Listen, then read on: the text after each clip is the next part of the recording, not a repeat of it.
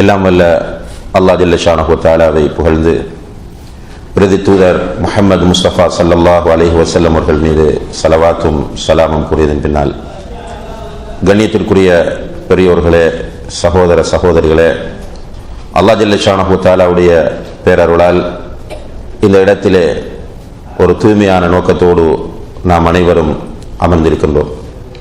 அல்லாஹு தஆலா இந்த நிகழ்ச்சியிலிருந்து பயனடையக்கூடிய பாக்கியத்தை நம் அனைவருக்கும் தர வேண்டும் என்று முதலிலே பிரார்த்தித்துக் கொள்கின்றேன். கண்ணியத்திற்குரிய சகோதர சகோதரிகளே, அல்லாஹ் ஜல்ல ஷானஹு தஆலா இந்த உலகத்தில் மனிதனை அவனை வணங்குவதற்காகவே படைத்திருக்கிறான் என்று அல் குர்ஆனிலே கூறுகிறான். அந்த வணக்கத்தை பொறுத்தவரையில் குறிப்பிட்ட சில வணக்கங்களை அடையாளப்படுத்தி அவற்றை கண்டிப்பாக மனிதன் செய்ய வேண்டும் என்று வலியுறுத்துகின்ற அதே நேரத்தில் அவனுடைய முழு வாழ்க்கையும் வணக்கமாக மாற வேண்டும் என்ற ஒரு தத்துவத்தையும் அல்லாஹு தஆலா நமக்கு தெளிவுபடுத்துகின்றான். கண்டிப்பாக நாம் செய்ய வேண்டிய வணக்கங்களில் ஹஜ் கடமையும் ஒன்றாக இருந்து கொண்டிருக்கிறது. அல்லாஹு தஆலா அல் குர்ஆனிலே சொல்லும்போது, வலில்லாஹி அலன் நாஸி ஹஜ்ஜுல் பைத்தி மன் இஸ்ததாஅ இலைஹி சபீலா, அல்லாஹுடைய ஆலயத்திற்கு செல்வதற்கு யாருக்கெல்லாம் சக்தி இருக்கிறதோ அவர்கள் அங்கு சென்று ஹஜ் கடமையை நிறைவேற்றுவது மனிதர்கள் மீது கடமையாக இருக்கிறது என்று அல்லாஹு தஆலா அல் குர்ஆனிலே சொல்கிறார்.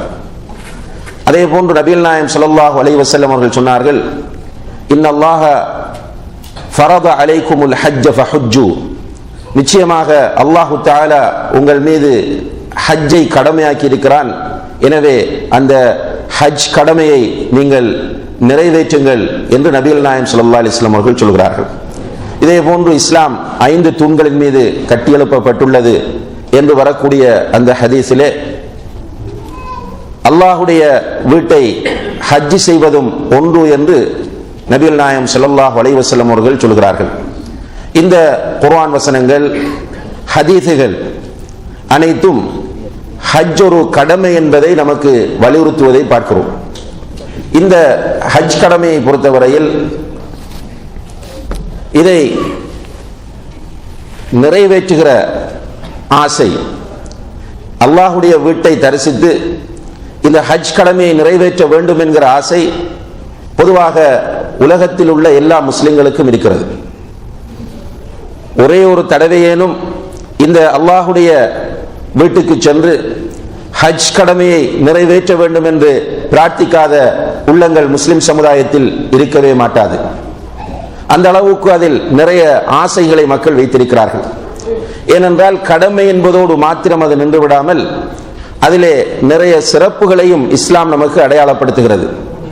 குறிப்பாக ஹஜ் கடமையை பொறுத்தவரையில் ரசூல் ஸல்லல்லாஹு அலைஹி வஸல்லம் அவர்கள் சொல்கிறார்கள், அல் ஹஜ்ஜுல் மப்ரூர் லைஸ லஹு ஜஸாஉன் இல்லல் ஜன்னah, அங்கீகரிக்கப்பட்ட ஹஜ்ஜுக்குரிய கூலி சுவர்க்கத்தை தவிர வேறொன்றும் இல்லை. அங்கீகரிக்கப்பட்ட ஹஜ்ஜுக்குரிய கூலி சுவர்க்கத்தை தவிர வேறொன்றும் இல்லை என்று நபிகள் நாயகம் ஸல்லல்லாஹு அலைஹி வஸல்லம் அவர்கள் சொல்கிறார்கள். அதே போன்று அம்ர் இப்னு ஆஸ் ரலியல்லாஹு அன்ஹு அவர்கள் மரண படுக்கையில் இருக்கும்போது கடுமையாக அழுது கொண்டிருந்தார்கள். அவர்களுடைய மகன் அப்துல்லா ரலியல்லாஹு அன்ஹு தந்தையை நிறைய ஆறுதல் வார்த்தைகள் சொல்லி சமாதானப்படுத்தினார். அல்லாஹ்வுடைய தூதர் உங்களுக்கு இவ்வாறெல்லாம் நன்மாராயம் கூறவில்லையா என்று ஆறுதல் வார்த்தைகள் கூறிய போதிலும் அம்ர் இப்னு ஆஸ் ரலியல்லாஹு அன்ஹு அவர்கள் அழுது கொண்டே இருந்தார்கள். அதற்கு காரணம் கேட்டபோது அவர் சொன்னார், எனக்கு சில நிலைகள் இஸ்லாத்திற்கு முன்னர் இருந்தன, அந்த நிலைகளை நினைத்து நான் அழுகிறேன் என்று சொன்னார். அதில் ஒரு நிலைதான் ரசூல் ஸல்லல்லாஹு அலைஹி வஸல்லம் அவர்களை கடுமையாக எதிர்த்தவர்களில் நானும் ஒருவன். அவர்களை கொலை செய்ய வேண்டும் என்று துடித்துக் கொண்டிருந்தேன். அந்த சந்தர்ப்பம் எனக்கு கிடைத்திருந்தால் கொலை செய்திருப்பேன். அப்படி நான் கொலை செய்திருந்தால் இன்று நான் நரகவாசியாகத்தான் அல்லாஹ்வை சந்திக்க வேண்டிய நிலை ஏற்பட்டிருக்கும் என்று தன்னுடைய கவலையை வெளிப்படுத்துகிறார்.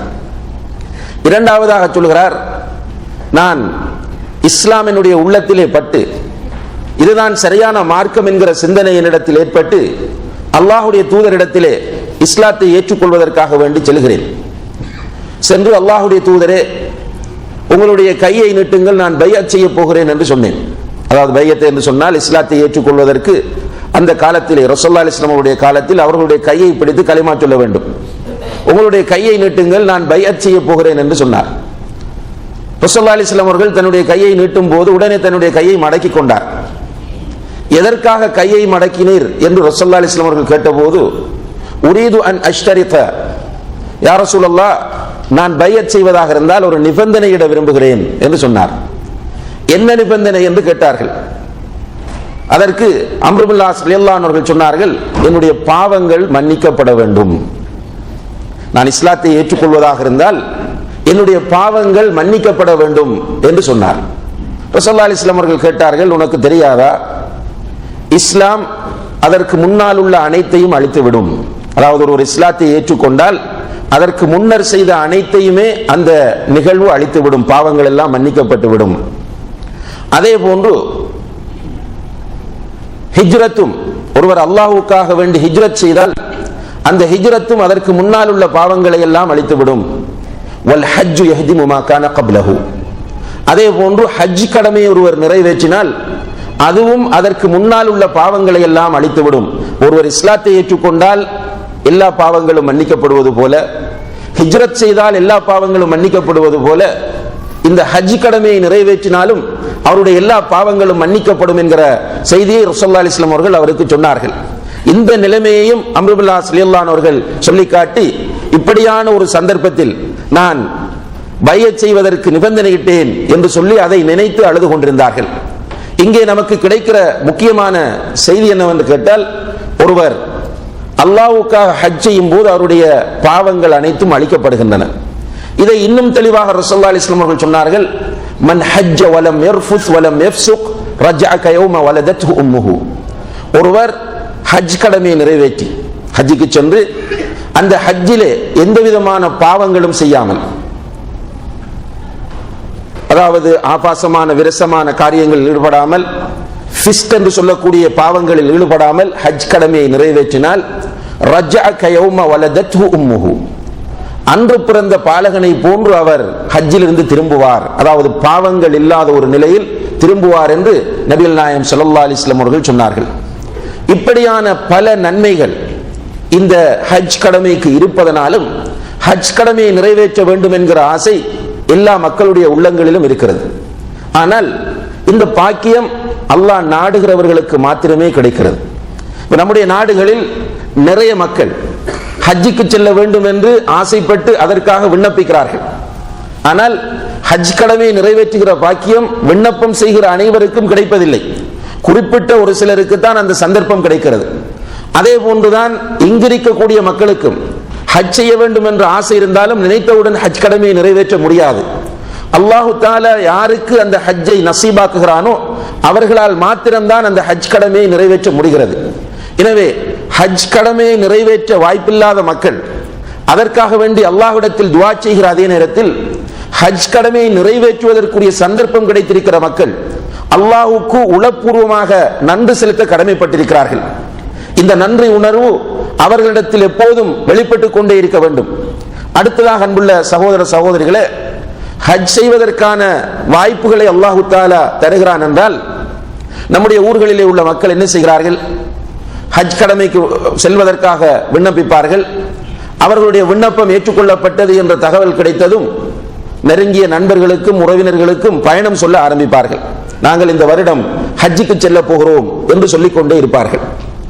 பிறகு ஹஜ்ஜி காலம் நெருங்கும் போது வீட்டில் வந்து உட்கார்ந்து கொள்வார்கள். நண்பர்களும் உறவினர்களும் அவர்களை வழி அனுப்புவதற்காக வந்து இரவு பகலாக வீட்டுக்கு விருந்தினர்கள் வந்து கொண்டே இருப்பார்கள். இதுதான் நம்முடைய ஊர்களிலே ஹஜ்ஜுக்கு செல்லக்கூடிய மக்களுக்கு நடக்கக்கூடிய நிகழ்வு. கடைசியிலே ஹஜ்ஜுக்கு புறப்பட்டு செல்கிறார்கள்.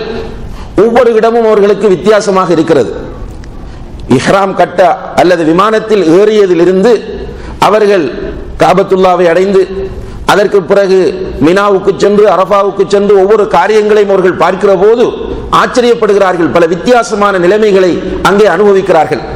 ஆப்பிரிக்காவில் இருந்து வருகிறவர் ஒரு முறையில் ஹஜ் செய்கிறார்.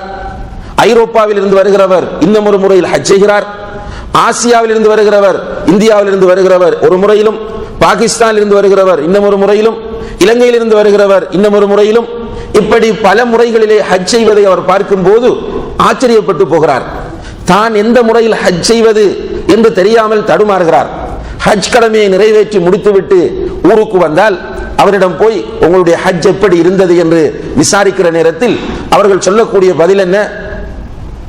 திருப்தியாக ஹஜ் செய்ய முடியவில்லை, இன்னும் ஒரு முறை சென்று திருப்தியாக ஹஜ் கடமையை நிறைவேற்ற வேண்டும்.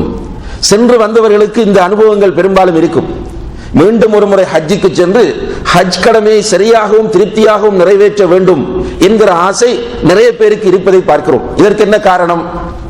ஹஜ்ஜுக்கு செல்வதற்கு நியத்து வைத்து விட்டால் முதலிலே நாம் செய்ய வேண்டிய வேலை இந்த ஹஜ் கடமையை எப்படி நிறைவேற்றுவது என்பதை படிக்க வேண்டும். இதை அறிந்து கொள்வதற்கான முயற்சிகளை செய்ய வேண்டும். இந்த முயற்சியிலே நாம் ஈடுபட்டு அந்த கடமையை சரியாக நிறைவேற்றுவமாக இருந்தால் நிச்சயமாக ஒரு மன திருப்தியோடு அந்த கடமையை நிறைவேற்றிவிட்டு அன்று பிறந்த பாலகர்களை போன்று நாம் திரும்ப முடியும். இருந்தாலும் மக்களிடம் அந்த ஆர்வம் இல்லாவிட்டாலும் அந்த ஆர்வத்தை ஊட்ட வேண்டும், அவர்களுக்கு சரியான முறையில் ஹஜ் செய்வதற்கான வழிகாட்டலை காட்ட வேண்டும் என்பதற்காக வேண்டி ஊர்களிலும் சரி இப்படி வெளிநாடுகளிலும் சரி இதற்கான ஏற்பாடுகளை மார்க்கத்தை தெரிந்து கொண்ட மக்கள் செய்வதை நாம் பார்க்கிறோம். இந்த நிகழ்ச்சிகளின் ஊடாக முடியுமானவரை சரியான முறையில் ஹஜ்ஜை நிறைவேற்றுவதற்கு நாம் ஒவ்வொருவரும் முயற்சி செய்ய வேண்டும். இந்த அமர்விலே சில நேரங்களில் ஹஜ் கடமையை நிறைவேற்றாதவர்களும் அமர்ந்திருக்கலாம். இருந்தாலும் கூட அவர்களும் இதில் தங்களுக்கு நிறைய பயன் இருக்கிறது என்பதை மனதிலே பதித்துக் கொள்ள வேண்டும். முதலாவதாக ஒரு மஜ்லிஸு திக்ரிலே அமர்ந்திருக்கிறோம், அதாவது அல்லாஹ்வுடைய மார்க்கத்தை பற்றி பேசுகிற ஒரு சபையிலே அமர்ந்திருக்கிறோம் என்ற அந்த பக்தியான உணர்வு நம்மிடத்தில் இருக்க வேண்டும். ரசூல் ஸல்லல்லாஹு அலைஹி வஸல்லம் அவர்கள் சொன்னார்கள், இதா மரர்தும் பி ரௌதத்தின் மின் ரியாதில் ஜன்னதி ஃபர்தஉ, சுவன பூங்காக்களில் ஏதாவது ஒன்றை நீங்கள் கடந்து சென்றால் அதில் மேய்ந்து விட்டு செல்லுங்கள் என்று சொன்னார்கள். சுவன பூங்காக்களில் ஏதாவது ஒன்றை கடந்து செல்லக்கூடிய வாய்ப்பும் சந்தர்ப்பமும் உங்களுக்கு கிடைத்தால் அதில் உட்கார்ந்து மேய்ந்து விட்டு செல்லுங்கள் என்றார்கள். சஹாபாக்கள் கேட்கிறார்கள், வமா ரியாதுல் ஜன்னதி யா ரசூலல்லாஹ், அல்லாஹ்வுடைய தூதரே சுவர்க்க பூங்கா என்று எதை நீங்கள் குறிப்பிடுகிறீர்கள் என்று கேட்டபோது அல்லாஹ்வுடைய தூதர் சொன்னார்கள், மஜாலிசுத் திக்ர், அல்லாஹ்வை நினைவு கூறக்கூடிய அல்லாஹ்வுடைய மார்க்கத்தை பற்றி பேசக்கூடிய சபைகள் என்று சொன்னார்கள். எனவே இவ்வாறான மஜ்லிஸ்களிலே உட்காருவது ஒரு இபாதத், தனியான ஒரு வணக்கம் என்பதை நாம் கவனத்திலே கொள்ள வேண்டும். இரண்டாவதாக இன்ஷா அல்லாஹ் எதிர்காலங்களில் ஹஜ் செய்யக்கூடிய வாய்ப்பு கிடைக்கும் போது அந்த ஹஜ்ஜை சரியாக நிறைவேற்றுவதற்கு ஒரு சந்தர்ப்பம் என்பதை நாம் புரிந்து கொள்ள வேண்டும். மூன்றாவதாக இதிலே நாம் பெறக்கூடிய அறிவை நம்முடைய நண்பர்கள், சில நேரம் நம்முடைய உறவினர்கள் ஹஜ்ஜுக்கு செல்வார்கள், அவர்களோடு பகிர்ந்து கொள்கிற போது நன்மையை பகிர்ந்து கொண்ட, இஸ்லாமிய அறிவை பகிர்ந்து கொண்ட நன்மையை நாம் பெற்றுக்கொள்ளலாம். எனவே இவ்வாறான பல நன்மைகள் ஹஜ்ஜுக்கு செல்லாதவர்களுக்கும் இந்த வகுப்பிலே இருக்கிறது என்பதை நாம் கவனத்திலே கொள்ள வேண்டும். அடுத்ததாக அன்புள்ள சகோதர சகோதரிகளே, எந்த ஒரு வணக்கமாக இருந்தாலும் அந்த வணக்கத்தை அல்லாஹ் ஏற்றுக்கொள்ள வேண்டும். இதுதான் அந்த வணக்கத்தை நாம் செய்வதன் நோக்கமாக இருக்கிறது. இந்த வணக்கத்தை அல்லாஹ் ஏற்றுக்கொள்ள வேண்டும் என்றால் நாம் நினைத்தபடியெல்லாம் அந்த வணக்கத்தை செய்தால் அந்த வணக்கத்தை அல்லாஹ் ஏற்றுக்கொள்ள மாட்டான். மாறாக எந்த ஒரு வணக்கம் இரண்டு நிபந்தனைகளை கொண்டிருக்கிறதோ அப்போதுதான் அல்லாஹ் அந்த வணக்கத்தை ஏற்றுக்கொள்வான். முதலாவதாக அல் இஹ்லாஸ் என்ற உள தூய்மை, இரண்டாவதாக அல் முத்தாபா அல்லது அல் இத்திபா என்ற நபிகள் நாயகம் ஸல்லல்லாஹு அலைஹி வஸல்லம் அவர்களுடைய வழிகாட்டல். இந்த இரண்டையும் உள்ளடக்கியதாக ஒரு வணக்கம் இருக்கும் போதுதான் அந்த வணக்கத்தை அல்லாஹ் ஏற்றுக்கொள்வான். ஒரு மனிதன் அல்லாஹ்வுக்காகவே வணக்கம் செய்கிறான், அவன் செய்யக்கூடிய வணக்கத்தை அல்லாஹ் ஒருவனுக்காக வேண்டியே செய்கிறான், வேறு எந்த ஒரு கலப்பான சிந்தனையும் அவனிடத்தில் கிடையாது. ஆனால் அவன் செய்கிற முறை நபிகள் நாயகம் ஸல்லல்லாஹு அலைஹி வஸல்லம் அவர்கள் காட்டி தந்தது கிடையாது. இந்த வணக்கத்தை அல்லாஹ் ஏற்றுக்கொள்வானா என்று கேட்டால் நிச்சயமாக அல்லாஹ் இந்த வணக்கத்தை ஏற்றுக்கொள்ள மாட்டான். இன்னும் ஒரு மனிதன் 100% நபிகள் நாயகம் ஸல்லல்லாஹு அலைஹி வஸல்லம் அவர்கள் காட்டி தந்த முறையில் செய்கிறான், ஆனால் அவனுடைய நிய்யத் தவறானதாக இருக்கிறது, அல்லாஹ்வுக்காக என்கிற உறுதியான எண்ணம் அவனிடத்தில் கிடையாது. இப்போது இந்த வணக்கம் 100% நபிகள் நாயகம் ஸல்லல்லாஹு அலைஹி வஸல்லம் அவர்கள் காட்டி தந்த முறையில் இருக்கிறது என்பதற்காக வேண்டி அல்லாஹ் ஏற்றுக்கொள்வானா என்று கேட்டால் நிச்சயமாக இந்த வணக்கத்தையும் அல்லாஹ் ஏற்றுக்கொள்ள மாட்டான். ஒரு சின்ன வணக்கமாக இருக்கலாம் அல்லது ஒரு பெரிய வணக்கமாக இருக்கலாம், எந்த ஒரு வணக்கமாக இருந்தாலும் அல்லாஹ் ஏற்றுக்கொள்ள வேண்டும் என்றால் இஹ்லாஸ் என்ற உள தூய்மையும் முத்தாபா என்ற நபிகள் நாயகம் ஸல்லல்லாஹு அலைஹி வஸல்லம் உடைய வழிகாட்டுதலும் இரண்டும் சேர்ந்திருக்கும் போதுதான் அந்த வணக்கம் அல்லாஹ்விடத்திலே ஏற்றுக்கொள்ளப்படும். எனவே ஹஜ்ஜுக்கு செல்லக்கூடிய மக்கள் இந்த ஹஜ் கடமையை நிறைவேற்றுவதை ஒரு உலக ஆதாயத்திற்காக அல்லது உலக நன்மைக்காக செய்யக்கூடிய நிலையிலிருந்து விடுபட வேண்டும். நிறைய பேரிடத்தில் என்ன சிந்தனை இருக்கிறது என்றால், நம்முடைய குடும்பத்தில் எல்லோரும் ஹஜ் செய்து விட்டார்கள், நாம் மாத்திரம் ஹஜ் செய்யவில்லை, எனவே நாமும் ஹஜ்ஜிக்கு போக வேண்டும். இன்னும் சிலரிடத்திலே, நம்முடைய நாடுகளிலே இருக்கக்கூடிய மக்களிடத்தில் இருக்கிற பெரும்பாலானவர்களிடத்தில் இருக்கிற சிந்தனை என்ன, ஹஜ்ஜிக்கு சென்றால் தான் சமுதாயத்திலே ஒரு ஸ்டேட்டஸ் கிடைக்கும், இவரும் ஹஜ்ஜிக்கு போயிருக்கிறார் என்கிற ஒரு அந்தஸ்து, சமூக அந்தஸ்து கிடைக்கும் என்பதற்காக வேண்டி ஹஜ்ஜிக்கு செல்வார்கள். அதனால் சில நேரங்களிலே இலங்கை போன்ற நாடுகளிலே ஹஜ்ஜிக்கு போய் வந்தவருக்கு ஒரு இன்விடேஷன் நீங்கள் அனுப்பும் போது, அந்த இன்விடேஷனில் அல்ஹாஜ் என்று அவரை நீங்கள் குறிப்பிடாவிட்டால் அவர் சில நேரம் கோபித்துக் கொள்கிறார். அவர் ஹஜ்ஜிக்கு போய் வந்திருப்பார், அவருக்கு நீங்கள் இன்விடேஷனிலே பெயர் எழுதும் போது அல்ஹாஜ் என்று பெயர் எழுத வேண்டும். அப்படி அல்ஹாஜ் என்று நீங்கள் மென்ஷன் பண்ண தவறினால் அவருக்கு கோபம் வருகிறது. இபாதத்தை செய்யக்கூடியவர் எவ்வளவு மறைவாக அல்லாஹ் ஒருவனுக்காக அந்த இபாதத்தை செய்ய ஆசைப்பட வேண்டுமோ அந்த ஆசையை விட்டுவிட்டு எவ்வளவு பிரபல்யம் அடைகிறோமோ, எவ்வளவு பேர் நம்மை வந்து பாராட்டி வாழ்த்தி அனுப்புகிறார்களோ, இதில் திருப்தி அடைவோமாக இருந்தால் நிச்சயமாக நாம் அல்லாஹ்வுக்காக இந்த வணக்கத்தை செய்யவில்லை. அன்புள்ள சகோதர சகோதரிகளே, நீங்கள் பாதையிலே கிடக்கிற ஒரு கல்லை அல்லது ஒரு முள்ளை அகற்ற விரும்புகிறீர்கள், மனிதர்களுக்கு இது தொல்லை தரும் என்கிற காரணத்தினால் அகற்ற விரும்புகிறீர்கள் என்றால், இதன் மூலம் உங்களுடைய உள்ளத்தில் அடுத்தவர்களுடைய பாராட்டுதல் பெற வேண்டும் என்ற எண்ணம் வந்துவிடவே கூடாது. அப்படி வந்துவிடுமாக இருந்தால் நிச்சயமாக நீங்கள் இணை வைக்கிறீர்கள், ஷிர்க் செய்கிறீர்கள். இந்த ரசூல் ஸல்லல்லாஹு அலைஹி வஸல்லம் அவர்கள் சொல்லும்போது சொன்னார்கள், இன்ன அஹ்வஃப மா அகாஃபு அலைக்கும் அஷ்ருக்குல் அஸ்கர், உங்களுடைய விஷயத்தில் நான் மிக கடுமையாக பயப்படுவது ஷிர்குல் அஸ்கரை தான், சிறிய இணை வைத்தலை தான். நீங்கள் பெரிய இணை வைத்தல் செய்ய மாட்டீர்கள், சிலைகளுக்கு முன்னால் என்று நீங்கள் கும்பிட மாட்டீர்கள், அவர்களுக்கு சாஷ்டாங்கம் செய்ய மாட்டீர்கள், சிலைகளிடத்தில் உங்களுடைய தேவைகளை கேட்க மாட்டீர்கள். ஆனால் சிறிய இணை வைத்தல் உங்களை அறியாமல் உங்களிடத்தில் வரும். சிறிய இணை வைத்தல் என்றால் என்ன என்று சஹாபாக்கள் கேட்ட நேரத்தில் ரசூல் ஸல்லல்லாஹு அலைஹி வஸல்லம் அவர்கள் சொன்னார்கள், சிறிய இணை வைத்தல் என்பது அர்ரியா, முகஸ்துதி. முகஸ்துதி என்றால் என்ன? அடுத்தவன் பாராட்ட வேண்டும் என்று ஆசைப்படுவது. இது மனிதனிடத்தில் இருக்கிற ஆக பெரிய ஒரு வீக்னஸ். இதுதான். எந்த ஒரு பெரிய மகானாக இருக்கலாம், அவனை நீங்கள் பாராட்டி பாருங்கள், அவனுடைய உள்மனதில் ஒரு மகிழ்ச்சி வரும். ஒரு மேடையிலே அவரை நீங்கள் அவருடைய பெயரை குறிப்பிட்டு பாருங்கள், அவர் பெரிய ஒரு நல்ல பணக்காரராக இருப்பார், சமூக அந்தஸ்து பெற்றவராக இருப்பார், செல்வாக்குள்ளவராக இருப்பார். ஆனால் பாராட்டும் போது அது அவருக்கு ஒரு போதையை கொடுக்கும். இது மனிதனிடம் இருக்கிற மிக மோசமான ஒரு பலவீனமான பண்பு. இதனால் தான் ஸலஃபு ஸாலிஹீன்கள் தங்களுடைய துஆக்களில் அதிகமாக கேட்ட ஒரு துஆ, குறிப்பாக இஹ்லாஸில் மிகவும் ஸ்ட்ராங்காக இருந்த ஒரு நபித்தோழர் தான் உமர் இப்னுல் கத்தாப் ரலியல்லாஹு அன்ஹு. நபிகள் நாயகம் ஸல்லல்லாஹு அலைஹி வஸல்லம் அவர்கள் அவரை பற்றி நிறையவே சிலாகித்து சொல்லி இருக்கிறார்கள். அப்படியான உமர் ரலியல்லாஹு அன்ஹு அவர்கள் அல்லாஹ்விடத்தில் கேட்ட ஒரு துஆ, அல்லாஹும்ம ஜஅல் அமலி குல்லஹு ஸாலிஹா வஜஅல்ஹு லிவஜ்ஹிக காலிஸா வலா தஜஅல் லிஅஹதின் ஃபீஹி ஷைஆ. யா அல்லாஹ், என்னுடைய அமல்கள் அனைத்தையும் சாலிஹான குர்ஆன் ஹதீஸுக்கு உடன்பட்டு வரக்கூடிய அமல்களாக ஆக்கி வைப்பாயாக. வஜஅல்ஹு லிவஜ்ஹிக காலிஸா, அதை உனக்காக மாத்திரமே, உன்னுடைய திருப்தியை நாடி மாத்திரமே செய்யக்கூடிய அமல்களாக ஆக்கி வைப்பாயாக. அதில் வேறு யாருக்கும் எந்த பங்கையும் நீ ஏற்படுத்தி விடாது என்று அதிகமாக துஆ கேட்பார்கள். ஏனென்றால் இது ஆபத்தான ஒரு விஷயம். சுஃபியானு தௌரி ரஹ்மத்துல்லாஹி அவர்கள் சொல்கிறார்கள், மா ஆலஜ்து ஷைஅன் அக்ஸர மிம்மா ஆலஜ்து நியதி, என்னுடைய நியத்தை நான் மீள் பரிசீலனை செய்தது போன்று வேறு எதையும் நான் மீள் பரிசீலனை செய்யவில்லை. நம்முடைய நியத்தை நாம் அடிக்கடி முஹாசபா செய்ய வேண்டும். இந்த வகுப்புக்கு வருகிறோமா, எதற்காக வருகிறோம் கேட்க வேண்டும். அல்லாஹ்வுக்காக என்றால் போக வேண்டும், இல்லை என்றால் அல்லாஹ்வுக்காக என்ற அந்த எண்ணத்தை மாற்ற வேண்டும். இந்த இடத்திலே உள்ளவர்களுடைய ஒரு பேரை அல்லது அவர்களுடைய ஒரு பாராட்டுதலை அல்லது அவர்களிடத்தில் ஒரு நல்ல பதிவை பெறுவதற்காக என்ற நிலைப்பாடு இருக்குமாக இருந்தால் இதில் கலந்து கொள்வதை விட சந்தையிலே சுற்றித் திரிவது சிறந்தது. அன்புள்ள சகோதர சகோதரிகளே, இப்படி நம்முடைய எண்ணங்களை நாம் மீள் பரிசீலனை செய்து இந்த ஹஜ்ஜுக்கு செல்லக்கூடியவர்களும் ஏனையவர்களும் அல்லாஹ் ஒருவனுக்காக வேண்டியே நான் செய்கிற அனைத்து வணக்கங்களையும் செய்வேன் என்கிற அந்த எண்ணத்தை உள்ளத்தில் உறுதியாக எடுத்துக்கொள்ள வேண்டும். அடுத்ததாக, எந்த ஒரு வணக்கமாக இருந்தாலும் நபிகள் நாயகம் ஸல்லல்லாஹு அலைஹி வஸல்லம் அவர்கள் காட்டிய முறையில் அதை செய்ய வேண்டும். ரசூல் ஸல்லல்லாஹு அலைஹி வஸல்லம் அவர்களை அல்லாஹ் தஆலா அனுப்பியதை அதற்காக வேண்டித்தான். அல்லாஹ்வை வணங்குவதற்காக அல்லாஹ் மனிதர்களை படைத்தான்.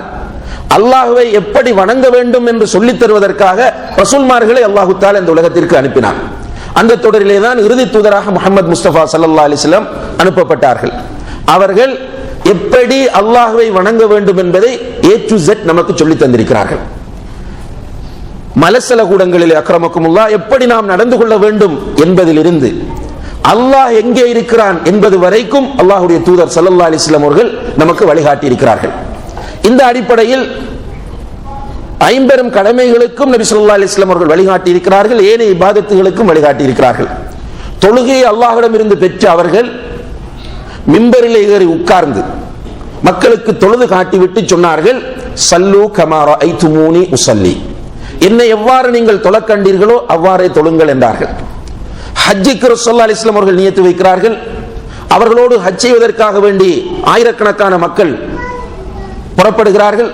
ரசூல் ஸல்லல்லாஹு அலைஹி வஸல்லம் அவர்கள் போகிற வழிகளில் எல்லாம் வைத்து சொன்னார்கள், ஹுது அன்னி மனாசிக்கக்கும், என்னை எப்படி ஹஜ்ஜையை நீங்கள் காணுகிறீர்களோ பார்க்கிறீர்களோ அதே போன்று உங்களுடைய ஹஜ்ஜுகளை அமைத்துக் கொள்ளுங்கள் என்று சொன்னார்கள். இப்ப ரசூல் ஸல்லல்லாஹு அலைஹி வஸல்லம் அவர்கள் அந்த வணக்கத்தை செய்து காட்டி, குறிப்பாக ஹஜ் என்கிற வணக்கத்தை செய்து காட்டி, இந்த அடிப்படையில் தான் நீங்கள் உங்களுடைய ஹஜ்ஜை அமைத்துக் கொள்ள வேண்டும் என்று சொல்கிறார்கள். இந்த அடிப்படையில் நம்முடைய ஹஜ்ஜை நாம் அமைத்துக் கொள்ளும் போதுதான் ஏற்கனவே குறிப்பிட்ட இஹ்லாஸ் என்ற நிபந்தனையும் இந்த நிபந்தனையும் ஒன்று சேர நம்முடைய ஹஜ் அமையும் போது அல்லாஹ்விடத்தில் அங்கீகரிக்கப்பட்ட ஹஜ்ஜாக அது மாறும். அதற்குரிய கூலி சுவர்க்கம் தான். வேறு எந்த கூலியும் அதற்கு கிடையாது. சுவர்க்கத்தை தவிர வேறு எந்த கூலியும் இல்லை என்று நபி ஸல்லல்லாஹு அலைஹி வஸல்லம் அவர்கள் உத்தரவாதம் வழங்கிய ஒரு மிகப்பெரிய ஒரு கடமையாக இந்த ஹஜ் கடமை மாறும். ஆனால் நம்முடைய மக்கள் நிறைய பேர் இந்த தெளிவை பெறாத காரணத்தினால் தவறான முறைகளில் ஹஜ் செய்வதை பார்க்கிறோம். அல்லது ஹஜ் கடமையை நிறைவேற்ற சென்று அங்கு தடுமாறுவதையும் மன திருப்தி இல்லாமல் ஹஜ் கடமையில் ஈடுபடுவதையும் பார்க்கிறோம். சில இடங்களிலே ஷாஃபி மதுஹபை பின்பற்றுவார்கள். மக்களை அழைத்து வைத்து அவர்களுக்கு ஹஜ் கடமையை ஷாஃபி முறைப்படி சொல்லிக் கொடுப்பார்கள். ஷாஃபி மதுஹபில் ஹஜ் கடமையை எப்படி நிறைவேற்ற வேண்டும் என்கிற வழிகாட்டலை மக்களுக்கு சொல்வார்கள். சொல்லும் போது மக்கள் எழுந்து கேள்வி கேட்கிறார்கள், ஷாஃபி மதுஹபின் அடிப்படையில் ஹஜ் கடமையை நிறைவேற்றும் போது தவாப் செய்வதற்கு வுது அவசியம். தவாப் செய்வதற்கு வுது அவசியம் என்று சொன்னால் ஷாஃபி மதுஹபின் முறைப்படி அந்நிய பெண்களுடைய உடல் நம்முடைய மேனியில் பட்டுவிட்டால் வுது முறிந்துவிடும். தவாப் செய்யும் போது அந்நிய பெண்களுடைய மேனி படுவது தவிர்க்க முடியாத ஒரு விஷயம். நம்ம விரும்பாமலேயே சில நேரங்கள் பெண்கள் நம்மளை தொட்டு விடுவார்கள், நாம் விரும்பாமலேயே அவர்களை தொட வேண்டிய நிலை ஏற்படும். இப்போ வுது முறிந்துவிடும், என்ன செய்வது என்று கேட்டவுடன் அதற்கு என்ன பதில் சொல்கிறார்கள்? அந்த நேரத்தில் நீங்கள் ஹனஃபியாக மாறிக்கொள்ளுங்கள். ஏன் ஹனஃபி மதுஹபிலே பெண்களை தொட்டால் வுது முடியாது. இது மக்களை சிரமப்படுத்துகிற சங்கடப்படுத்துகிற ஒரு பிரச்சனை. ஆனால் உண்மையிலேயே நபிகள் நாயகம் ஸல்லல்லாஹு அலைஹி வஸல்லம் அவர்கள் காட்டிய ஹஜ் முறையை இந்த மக்களுக்கு சொல்லிக் கொடுத்திருந்தால் எந்த பிரச்சனையும் கிடையாது. எனவே அன்புள்ள சகோதர சகோதரிகளே, நபிகள் நாயகம் ஸல்லல்லாஹு அலைஹி வஸல்லம் அவர்கள் எப்படி ஹஜ் செய்தார்கள் என்று நாம் பார்க்கிற நேரத்தில் ரசூல் ஸல்லல்லாஹு அலைஹி வஸல்லம் அவர்கள் ஹஜ்ஜுக்கு புறப்படும் போது 3 விதமான நியத்துகளோடு மக்கள் புறப்பட்டிருக்கிறார்கள். ஒரு கூட்டம் வெறுமனே தனியே ஹஜ்ஜுக்கு மாத்திரம் நியத்து வைத்தவர்கள். இன்னும் ஒரு கூட்டம் உம்ராவுக்கு நியத்து வைத்து அதற்கு பிறகு உம்ராவை முடித்துவிட்டு ஹஜ்ஜைய நியத்து வைத்தவர்கள். இன்னும் ஒரு கூட்டம் ஹஜ்ஜையும் உம்ராவையும் ஒன்று சேர நியத்து வைத்தவர்கள். இந்த 3 முறையில் மக்கள் நியத்து வைத்திருக்கிறார்கள். முதலாவது முறை ஹஜ்ஜுக்கு மட்டும். இவர்களுடைய இந்த முறையை இஸ்லாமிய பரிபாஷையில் இஃப்ராத் என்று சொல்வார்கள். அதாவது அந்த நியத்திலே அவர் ஹஜ்ஜை மாத்திரம்தான் செய்வார். இரண்டாவது முறை தமத்து என்று சொல்வது. தமத்து என்றால் ஃபர்ஸ்டுக்கு அவர் உம்ராவுக்கு செல்வார், உம்ரா கடமையை முடித்துவிட்டு அவர் உம்ராவில் இருந்து இஹ்ராத்தில் இருந்து விடுபட்டு பிறகு மீண்டும் அவர் ஹஜ்ஜிக்காக நியத்து வைத்து ஹஜ் கடமையை பிறகு 8 இருந்து நிறைவேற்றுவார். இது தமத்து என்று சொல்லப்படும். மூன்றாவது முறை கிரான் என்று அழைக்கப்படும். கிரான் என்று சொன்னால் உம்ராவுக்கும் ஹஜ்ஜிக்கும் ஒன்றாக நியத்தை வைத்துக் கொள்வது. அவர் இடையிலே மேலே உள்ள தமத்துவை போன்று உம்ரா செய்துவிட்டு உம்ராவிலிருந்து விடுபட மாட்டார். இவர் உம்ரா செய்துவிட்டு தொடர்ந்து ஹஜ்ஜை நிறைவேற்றக்கூடியவராக இருப்பார். இந்த 3 முறைகளில் சிறந்த முறை தமத்து அடிப்படையில் செய்கிற முறை. இது பெரும்பாலான இஸ்லாமிய அறிஞர்களால் ஏற்றுக்கொள்ளப்பட்ட ஹதீஸ் சொல்லக்கூடிய ஒரு உண்மையாக இருந்து கொண்டிருக்கிறது. தமத்து அடிப்படையில் ஹஜ் செய்வதுதான் சிறந்த முறை. அதற்கு முன்னால் இஃப்ராத் முறையில் ஒருவர் ஹஜ் செய்ய விரும்பினால் அவர் எவ்வாறு ஹஜ் செய்வது என்பதை சுருக்கமாக சொல்லிவிட்டு அதற்கு பிறகு தமத்து முறையில் உள்ள ஹஜ்ஜை உங்களுக்கு தெளிவுபடுத்தலாம்னு நினைக்கிறேன். ஹஜ்ஜுக்கு மட்டும் ஒருவர் நியத்து வைக்கிறார். மீகாத் என்கிற எல்லை இருக்கிறது. அந்த எல்லையிலே வைத்து ஹஜ்ஜிக்காக அவர் நியத்து வைப்பார். மனதால் நான் அல்லாஹ்வுக்காக ஹஜ் கடமையை நிறைவேற்றுகிறேன் என்று நியத்து வைத்துக் கொள்வார். நியத்து வைத்துக் கொண்டு அவர், உங்களுக்கு நான் நினைக்கிறேன் இஹ்ராமுடைய முறைகள் எல்லாம் பெரும்பாலும் சொல்ல வேண்டிய அவசியம் இருக்காது என்று நினைக்கிறேன். என்றால் அதெல்லாம் தொடர்ந்தும் வலியுறுத்தப்பட்டு சொல்லப்பட்டு கொண்டு வரக்கூடிய செய்திகள். ஹஜ்ஜிக்காக நியத்து வைத்துக் கொண்டு அவர் தல்பியாவை சொல்லி மக்காவை அடைவார். மக்காவை அடைந்து தவாஃபுல் குதூம் என்ற, அவர் அங்க மக்காவுக்கு போனதற்காக வேண்டி செய்யக்கூடிய தவாஃபை செய்துவிட்டு விரும்பினால் சாய் செய்வார். அந்த சாய் சஃபா மர்வாவுக்கு இடையில் தொங்கோட்டம் ஓடுவார். அந்த தொங்கோட்டம் என்பது ஹஜ்ஜுக்குரிய தொங்கோட்டம். விரும்பினால் அப்போது ஓடலாம் அல்லது அதை பிற்படுத்தலாம். அன்றைக்கு அவர் சஃபா மர்வாவுக்கு இடையில் தொங்கோட்டம் ஓடினாராக இருந்தால் அவர் பிறகு அரஃபாவிலிருந்து முஸ்தலிஃபாவிலிருந்து மினாவுக்கு வந்த பிறகு சாய் செய்ய வேண்டிய அவசியம் இல்லை. இந்த தொடரிலேயே அவர் இஹ்ராத்துடனே இருக்க வேண்டும். உதாரணமாக இங்கிருந்து புறப்படக்கூடியவர்கள் திங்கட்கிழமை செல்கிறார்கள் என்று சொன்னால் அவர்கள் சில நேரம் செவ்வாய்க்கிழமை கர்னுல் மனாசில் என்கிற இடத்தில் அல்லது செய்லுல் கபீர் என்ற அந்த தாயிஃபிலே இருக்கக்கூடிய மீகாத்தில் வைத்து இஹ்ராம் அணிந்து கொண்டால் அதிலிருந்து பிறை 10 ஜமராவில் கல்லறிகிற வரைக்கும் இஹ்ராம் புடவையுடனே இருக்க வேண்டும். இப்படி இருந்து ஹஜ்ஜை நிறைவேற்றி முடிப்பது இஃப்ராத் என்று சொல்லப்படும். இவ்வாறு செய்யக்கூடியவர் ஹஜ் முடிந்த பிறகு குர்பானி கொடுக்க வேண்டிய அவசியம் இல்லை, ஹதி கொடுக்க வேண்டிய அவசியம் இல்லை. இஃப்ராதில் ஹஜ் செய்யக்கூடிய ஒருவர் ஃபர்ஸ்டிலிருந்து கடைசி வரைக்கும் ஒரே இஹ்ராமோடு ஹஜ் செய்வார். அந்த இஹ்ராமிலே ஹஜ்ஜை செய்துவிட்டு அவர் குர்பானி கொடுப்பது கூடாது. அதாவது குர்பானி அந்த ஹஜ்ஜுக்கு சம்பந்தம் இல்லை. இஃப்ராத் என்கிற முறையில் செய்யக்கூடிய ஹஜ்ஜிக்கு குர்பானிக்கும் சம்பந்தம் கிடையாது. அவர் குர்பானி கொடுக்க வேண்டிய அவசியம் இல்லை. இதுதான் இஃப்ராத் என்பது. ஆனால் இது வலியுறுத்தப்பட்ட ஒரு முறை கிடையாது. சில நேரங்களில் யாராவது இவ்வாறு செய்ய விரும்பினால் இந்த முறையில் செய்வதற்கு தடையும் கிடையாது. ஆனால் ரசூல் ஸல்லல்லாஹு அலைஹி வஸல்லம் அவர்கள் வலியுறுத்தி சொன்ன முறை தமத்து என்கிற ஹஜ் முறையாகும். அதாவது அன்புள்ள சகோதர சகோதரிகளே, தமத்து என்கிற இந்த முறையை பொறுத்தவரையில் முதலாவதாக மீகாத்தில் வைத்து நாம் உம்ராவுக்காக வேண்டித்தான் நியத்து வைக்க வேண்டும். சைலுல் கபீரிலே தாயிஃபிலே வைத்து நீங்கள் குளித்து இஹ்ராம் துணியை அணிந்து கொண்டால், இஹ்ராம் துணியை பொறுத்தவரையில் பெண்களுக்கு அவர்கள் விரும்பியபடி இஹ்ராம் அணிந்து கொள்ளலாம். ஆண்களுடைய பார்வையை கவரக்கூடிய அமைப்பில் ஆடை இருக்கக்கூடாது. அதே போன்று இஸ்லாமிய வரையறைகளுக்கு மீறிய ஆடையும் இருக்கக்கூடாது. அவர்களுடைய இஹ்ராம் துணிக்கு குறிப்பிட்ட கலர் எல்லாம் கிடையாது. வெள்ளை தான் அணிய வேண்டும், பச்சை தான் அணிய வேண்டும் என்கிற கலர் எல்லாம் கிடையாது. அவர்கள் விரும்புகிற அடிப்படையில் இஸ்லாமிய ஷரியாவுக்கு உட்பட்ட ஆடைகளை இஹ்ராமாக அணிந்து கொள்ளலாம். அவர்கள் செய்ய வேண்டியது கைக்கு கிளவுஸ் அணியக்கூடாது, முகத்திற்கு நிகாப் அணியக்கூடாது. இந்த இரண்டையும் தவிர்த்து கொண்டு பெண்கள் இஹ்ராம் அணிந்து கொள்ள வேண்டும். ஆண்களுடைய இஹ்ராம் துணி என்பது 2 வெள்ளை துண்டுகள், ஒன்று வேட்டியாகவும் மற்றது மேலில் போர்த்தக்கூடிய துண்டாகவும் அமையும்.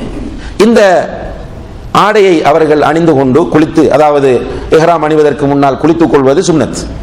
ஆனால் இஹ்ராம் அணிவதற்கு முன்னால் ஒரு தொழுகை, அதாவது நியத் வைப்பதற்கு முன்னால் ஒரு தொழுகை இருக்கிறதா என்று கேட்டால் அப்படி ஒரு தொழுகை கிடையாது. இஹ்ராமுக்கு என்று எந்த ஒரு தொழுகையும் கிடையாது.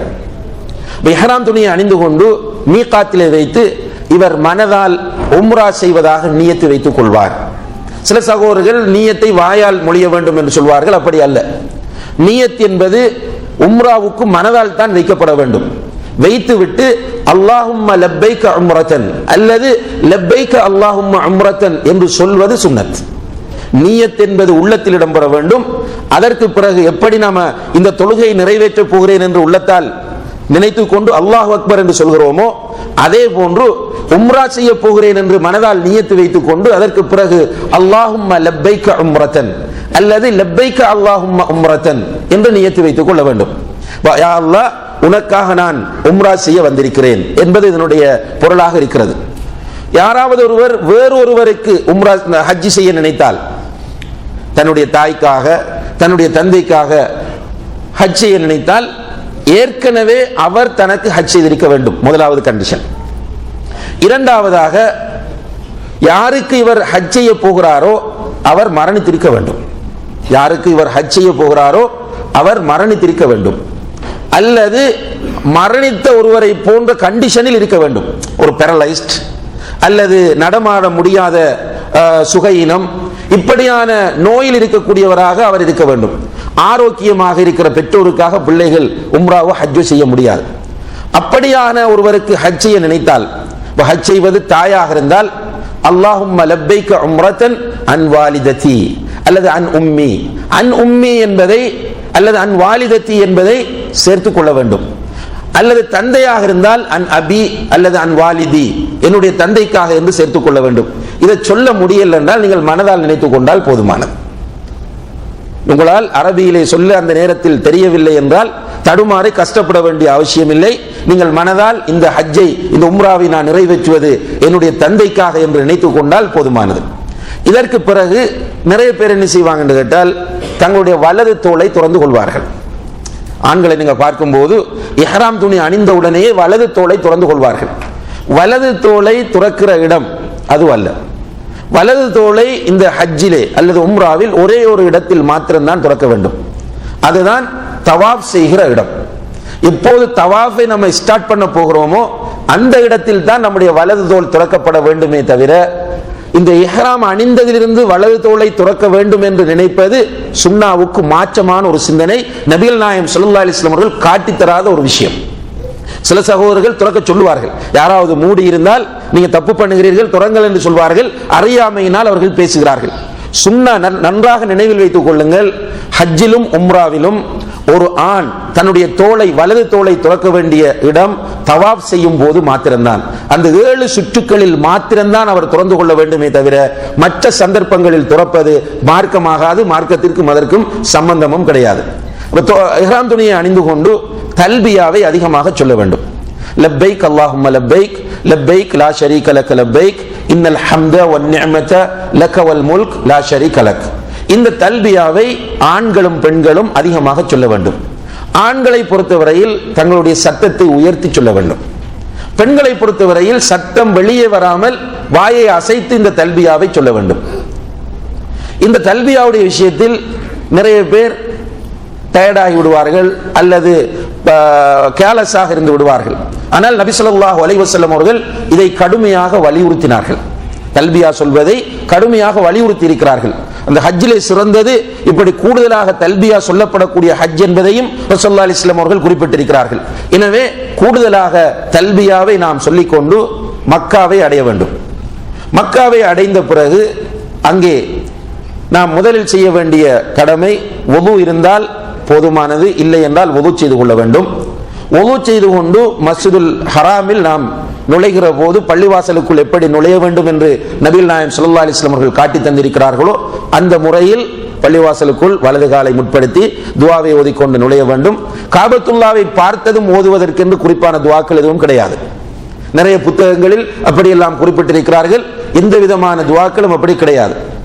காபத்துல்லாவுக்குள் நீங்கள் போகிறீர்கள், போய் தவாப் செய்வதற்கு முன்னால் பள்ளியிலே நீங்கள் உட்கார விரும்பினால் 2 ரக்காத் சுன்னத் தொழுது விட்டு, தஹியத்துல் மஸ்ஜிதாக 2 ரக்காத் தொழுது விட்டு தான் நீங்கள் உட்கார வேண்டும். அப்படி இல்லாமல் நீங்கள் உங்களுடைய தவாஃபை ஆரம்பிப்பதாக இருந்தால், நாம் ஏற்கனவே குறிப்பிட்டது போல உங்களுடைய வலது தோளை திறந்து கொள்ளுங்கள். திறந்து கொண்டு இஹ்ராம் துணியை போட்டுக்கொண்டு ஹஜ்ஜருல் அஸ்வதுக்கு நேரே வாருங்கள். அது அங்கே அடையாளப்படுத்தப்பட்டிருக்கும். ஏற்கனவே உம்ராவுக்கு போனவர்களுக்கும் தெரிந்திருக்கும். ஹஜ்ஜருல் அஸ்வதிற்கு நேரே வந்து ஹஜ்ஜருல் அஸ்வதை உங்களுடைய உதடுகளால் முத்தமிடுங்கள். ஹஜ்ஜருல் அஸ்வத் என்பது அந்த வெள்ளி முலாம் பூசப்பட்டு ஒரு கல் இருக்கிறது, அதற்குள் ஒரு ஓட்டை இருக்கிறது. அந்த ஓட்டை முழுக்க ஹஜ்ஜருல் அஸ்வத் கிடையாது. ஹஜ்ஜருல் அஸ்வத் என்பது அதற்குள் 7-8 சிறிய துண்டுகள் ஒட்டப்பட்டிருக்கின்றன. அது நீங்கள் யூடியூப்ல அல்லது கூகுள் இமேஜில் நீங்கள் தேடி பார்த்தால் அந்த படம் உங்களுக்கு தெரியும். ஹஜ்ஜருல் அஸ்வத் என்பது ஆரம்ப காலத்திலிருந்து வந்து அது தேய்ந்து போய் உடைந்து கடைசியில் ஒரு 6-7 துண்டுகள் எஞ்சி, சின்ன சின்ன துண்டுகள், அதுதான் அதற்குள் ஒட்டி வைக்கப்பட்டிருக்கிறது. அதை நம்முடைய உதடுகளால் நாம் முத்தமிட வேண்டும். முத்தமிடுவது சுன்னா. முத்தமிட முடியவில்லை என்றால் கையால் அந்த கல்லை தொட்டு கையை முத்தமிட்டு கொள்ள வேண்டும். அதற்கும் நமக்கு முடியவில்லை என்றால் இதற்கு ரிஸ்க் எடுக்கக்கூடாது. இதற்காக வேண்டி சிரமம் எடுப்பதோ ஹஜ்ருல் அஸ்வதை முத்தமிடுவதற்காக வேண்டி மற்ற சகோதரர்களுக்கு தொல்லை கொடுப்பதோ, பெண்கள் தங்களுடைய ஹஷ்மத்தை, அதாவது தங்களுடைய அந்த பெண்மையை இழந்த ஒரு நிலையில் போய் மற்றவர்களோடு முட்டி மோதி கொள்வதோ கூடாது. மாறாக அது முடியாவிட்டால் அந்த நேரத்தில் நாம் கையை காட்டிக் கொள்ள வேண்டும். இந்த இடத்திலே மிக முக்கியமான ஒரு தத்துவத்தை உமர் இப்னுல் கத்தாப் ரலியல்லாஹு அன்ஹு அவர்கள் பதிவு செய்கிறார்கள். நாம் எல்லோரும் எப்போதும் தெரிந்து வைத்திருக்க வேண்டிய ஒரு செய்தி. அவர்கள் ஹஜ்ருல் அஸ்வத் கல்லை முத்தமிட்டு விட்டு சொன்னார்கள், இன்னி அஅலமு அன்னக ஹஜர் லா ததுர்ரு வலா தன்ஃபா. எனக்கு தெரியும் நீ ஒரு கல் என்பது, ஒரு நன்மை செய்வதற்கோ ஒரு தீமையை உண்டாக்குவதற்கோ உனக்கு சக்தி கிடையாது. இவ்வாறான ஒரு கல் தான் நீ. லவ்லா அன்னி ரஅய்து ரசூலல்லாஹி ஸல்லல்லாஹு அலைஹி வஸல்லம் யுகப்பிலுக் மா கப்பல்துக். அல்லாஹ்வுடைய தூதர் உன்னை முத்தமிடுவதை நான் பார்க்கவில்லை என்றால் முத்தமிட்டிருக்க மாட்டேன். அல்லாஹ்வுடைய தூதர் உன்னை முத்தமிடுவதை நான் பார்க்கவில்லை என்றால் உன்னை நான் முத்தமிட்டிருக்க மாட்டேன் என்று உமர் இப்னுல் கத்தாப் ரலியல்லாஹு அன்ஹு அவர்கள் சொன்னார்கள். காபத்துல்லாவை சுற்ற ஆரம்பிக்கும் போது இந்த சிந்தனை நம்முடைய மனங்களில் ஆழமாக பதிக்கப்பட்டிருக்க வேண்டும். ஆனால் நிறைய பேர் என்ன நினைக்கிறார்கள், காபத்துல்லாவுக்கு என்று விசேடமான சக்திகள் இருக்கின்றன, காபத்துல்லாவில் போடப்பட்டிருக்கிற துணிக்கு பிரத்யேகமான ஆற்றல்கள் இருக்கின்றன என்கிற நம்பிக்கை நிறைய மக்களுக்கு இருக்கிறது. அதனாலதான் நீங்க பாருங்கள், நிறைய பேர் அந்த சீலையை படித்து தொங்கிக் கொண்டிருப்பார்கள். அவர்களுடைய இஹ்ராம் துணியை எடுத்து அந்த சுவர்களிலே தேய்த்து கொண்டு செல்வதை நீங்கள் பார்க்கலாம். நாங்கள் மதீனா பல்கலைக்கழகத்திலே படித்துக் கொண்டிருக்கும் போது ஒரு மலேசியாவை சேர்ந்த ஒரு பெண்மணி, ஏற்கனவே ஹஜ்ஜிக்கு வந்தவர், அடுத்த வருடம் ஒருவரை பதில் ஹஜ்ஜாக, அவருக்கு பதிலாக பணம் கொடுத்து ஹஜ்ஜிக்கு அனுப்பி வைக்கிறார். அந்த சகோதரரை ஏன் ஹஜ்ஜிக்கு அனுப்பி வைத்தார் என்று விசாரித்து பார்க்கும் போது, ஏற்கனவே அந்த பெண்மணி ஹஜ்ஜிக்கு வந்த நேரத்தில் காபத்துல்லாவில் தொங்க விடப்பட்ட அந்த துணியில் ஒரு சின்ன துண்டை அவர் வெட்டி கொண்டு சென்று விட்டார். அது பரக்கத்தாக இருக்கும், வீட்டில் வச்சால் கஷ்டங்கள் நீங்கும், முசீபத் வரமாட்டாது, இப்படியான ஒரு சிந்தனையோடு அதில் ஒன்றை கட் பண்ணி வீட்டை கொண்டு வைத்திருந்தார். ஆனால் அதை கொண்டு போனத்திலிருந்து வீட்டில் நிறைய சோதனைகள், அந்த பெண்மணிக்கு சுகம் இல்லை, குழந்தைகளுக்கு சுகையினம். இப்ப யோசிக்கிறார், இதை கொண்டு வந்ததனால் தான் இந்த பிரச்சனை நமக்கு ஏற்படுகிறதோ என்று இதை கொண்டு போய் நீங்கள் காபத்துல்லாவில் போட்டு விட்டு வாருங்கள் என்று அதற்காக வேண்டி ஒருவரை ஹயர் பண்ணி ஹஜ்ஜிக்கு அனுப்பி வைத்திருக்கிறார்கள். இது ஜாஹிலியத், இது அறியாமையின் வெளிப்பாடு. நிறைய மக்கள் அவர்களுடைய இஹ்ராம் துணிகளை முழுக்க காபத்துல்லாவின் கல்களிலே போட்டு தேய்ப்பார்கள். அதை தேய்த்து வைத்துக் கொண்டு அதை கொண்டு வந்து, குறிப்பாக நம்முடைய நாடுகளிலே இந்தியா, பாகிஸ்தான், பங்களாதேஷ் போன்ற பிரதேசங்களை செஞ்சுட்டு வீட்டை வந்து சொல்லுவாங்க, நான் மௌத்தானா இந்த துணியால தான் கஃனிட வேண்டும் என்றால் காபத்துல்லாவுடைய பரக்கத்தால அவருக்கு எந்த தண்டனையும் கிடைக்காது என்கிற ஒரு நம்பிக்கை அவர்களுக்கு இருக்கிறது. எனவே நாம் நம்முடைய உள்ளங்களிலும் ஏனையவர்களுக்கும் பதிவு செய்ய வேண்டிய விஷயம் என்னவென்றால், அங்கிருக்கிற எல்லா கல்களும் கல்கள் தான். அந்த கல்லுக்கு பிரத்யேகமான எந்த சக்தியும் கிடையாது. அதிலே போடப்பட்டிருக்கிற துணி என்பது வெறும் துணி. அந்த துணிக்கு தனியான எந்த விதமான சக்தியும் கிடையாது. இப்ப நல்லா உயர்த்தி வச்சுட்டாங்க. இந்த மக்கள் அதில் தொங்க ஆரம்பித்ததும் இப்போது நன்றாக உயர்த்தி, மக்களுக்கு எட்ட முடியாத அளவுக்கு அதை உயர்த்தி வைத்திருக்கிறார்கள். ஹஜ்ருல் அஸ்வத் கல்லில் இருந்து நம்முடைய தவாஃபை ஆரம்பிக்க வேண்டும். ஹஜ்ருல் அஸ்வதை நேரடியாக முத்தமிட முடியுமாக இருந்தால் முத்தமிடுவது, கையால் தொட்டு கையை முத்தமிட முடியுமாக இருந்தால் அதை செய்வது. இவை இரண்டுக்கும் முடியாத போது ஹஜ்ருல் அஸ்வதை நோக்கி நம்முடைய வலது கையை இவ்வாறு காட்டுவது, வலது கையை காட்டி நம்முடைய தவாஃபை ஆரம்பிப்பது. அந்த நேரத்தில் பிஸ்மில்லாஹி அல்லாஹு அக்பர் என்று சொல்லிக் கொள்ளலாம். பிஸ்மில்லாஹி அல்லாஹு அக்பர் என்று சொல்லிக்கொண்டு நம்ம கையை காட்டிட்டு பிறகு கையை முத்தமிடக்கூடாது. நிறைய பேர் என்ன செய்வாங்கன்னா, கையை காட்டிட்டு கையை முத்தமிடுவார்கள். இது சுன்னாவுக்கு மாற்றமானது, அப்படி செய்யக்கூடாது.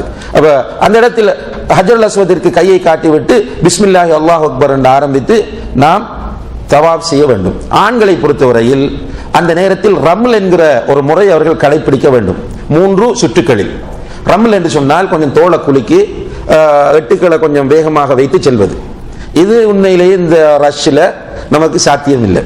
முடியுமாக இருந்தால் அதை செய்ய வேண்டும், இல்லை என்றால் அதற்காக ரிஸ்க் எடுக்க வேண்டிய அவசியம் கிடையாது.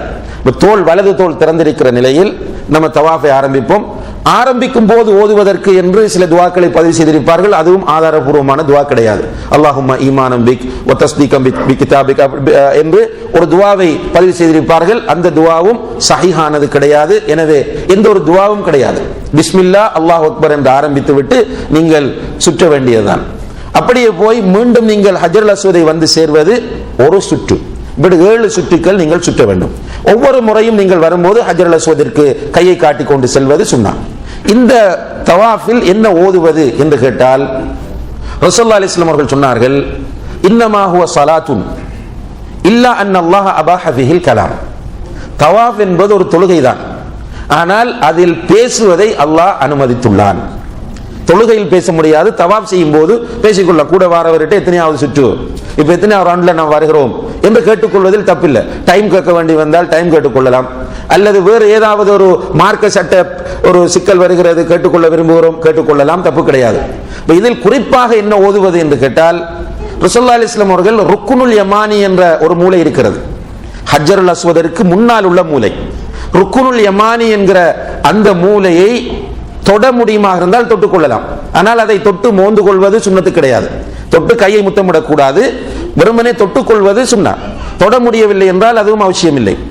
அந்த மூலையிலிருந்து ஹஜ்ருல் அஸ்வத் வரும் வரைக்கும் ரப்பனா ஆத்தினா ஃபித் துன்யா ஹஸனா வஃபில் ஆখিরাতি ஹஸனத்தன் வகினா அஸாபன்னார் என்கிற துஆவை ஓதிக்கொள்ளலாம். இந்த குர்ஆனில் வரக்கூடிய இந்த துஆவை ஓதிக்கொள்வது சுன்னாவாகும். ரப்பனா ஆத்தினா ஃபித் துன்யா ஹஸனா வஃபில் ஆখিরাতি ஹஸனத்தன் வகினா அஸாபன்னார். இது அல்லாமல் மற்ற அனைத்து சுற்றுகளிலும் உங்களுக்கு விருப்பமானவைகளை நீங்கள் ஓதிக்கொள்ளலாம். திக்ர் செய்யலாம், குர்ஆன் ஓதலாம், துஆ கேட்கலாம். எவைகளை நீங்கள் செய்ய வேண்டும் என்று விரும்புகிறீர்களோ நீங்கள் விரும்புகிறபடி செய்து கொள்ளலாம். அரபியில் தான் நீங்கள் துஆ கேட்க வேண்டும் என்ற அவசியமும் கிடையாது. உங்களுடைய பாஷையிலேயே நீங்கள் விரும்புகிற துஆக்களை அந்த சந்தர்ப்பத்திலே நீங்கள் கேட்டுக்கொள்ளலாம். அதே நேரத்தில் ஹிஜ்ர் இஸ்மாயில் என்ற ஒரு மூலை இருக்கிறது.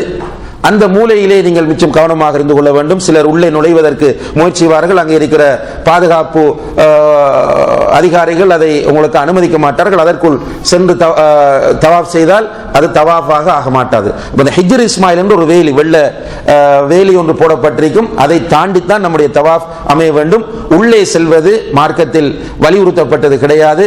அது உள்ளே சென்று தவாப் செய்து விட்டால் அந்த தவாப் பூரணமான தவாஃபாக அமையவும் மாட்டாது. எனவே அதில் கவனமாக இருந்து கொள்ளுங்கள். இப்படி 7 சுற்றை நீங்கள் முடித்த பிறகு மக்காம் இப்ராஹிம் என்கிற இடத்தில் 2 ரக்காத் சுருக்கமாக சுன்னத் தொழுது கொள்வது சுன்னத்தாகும்.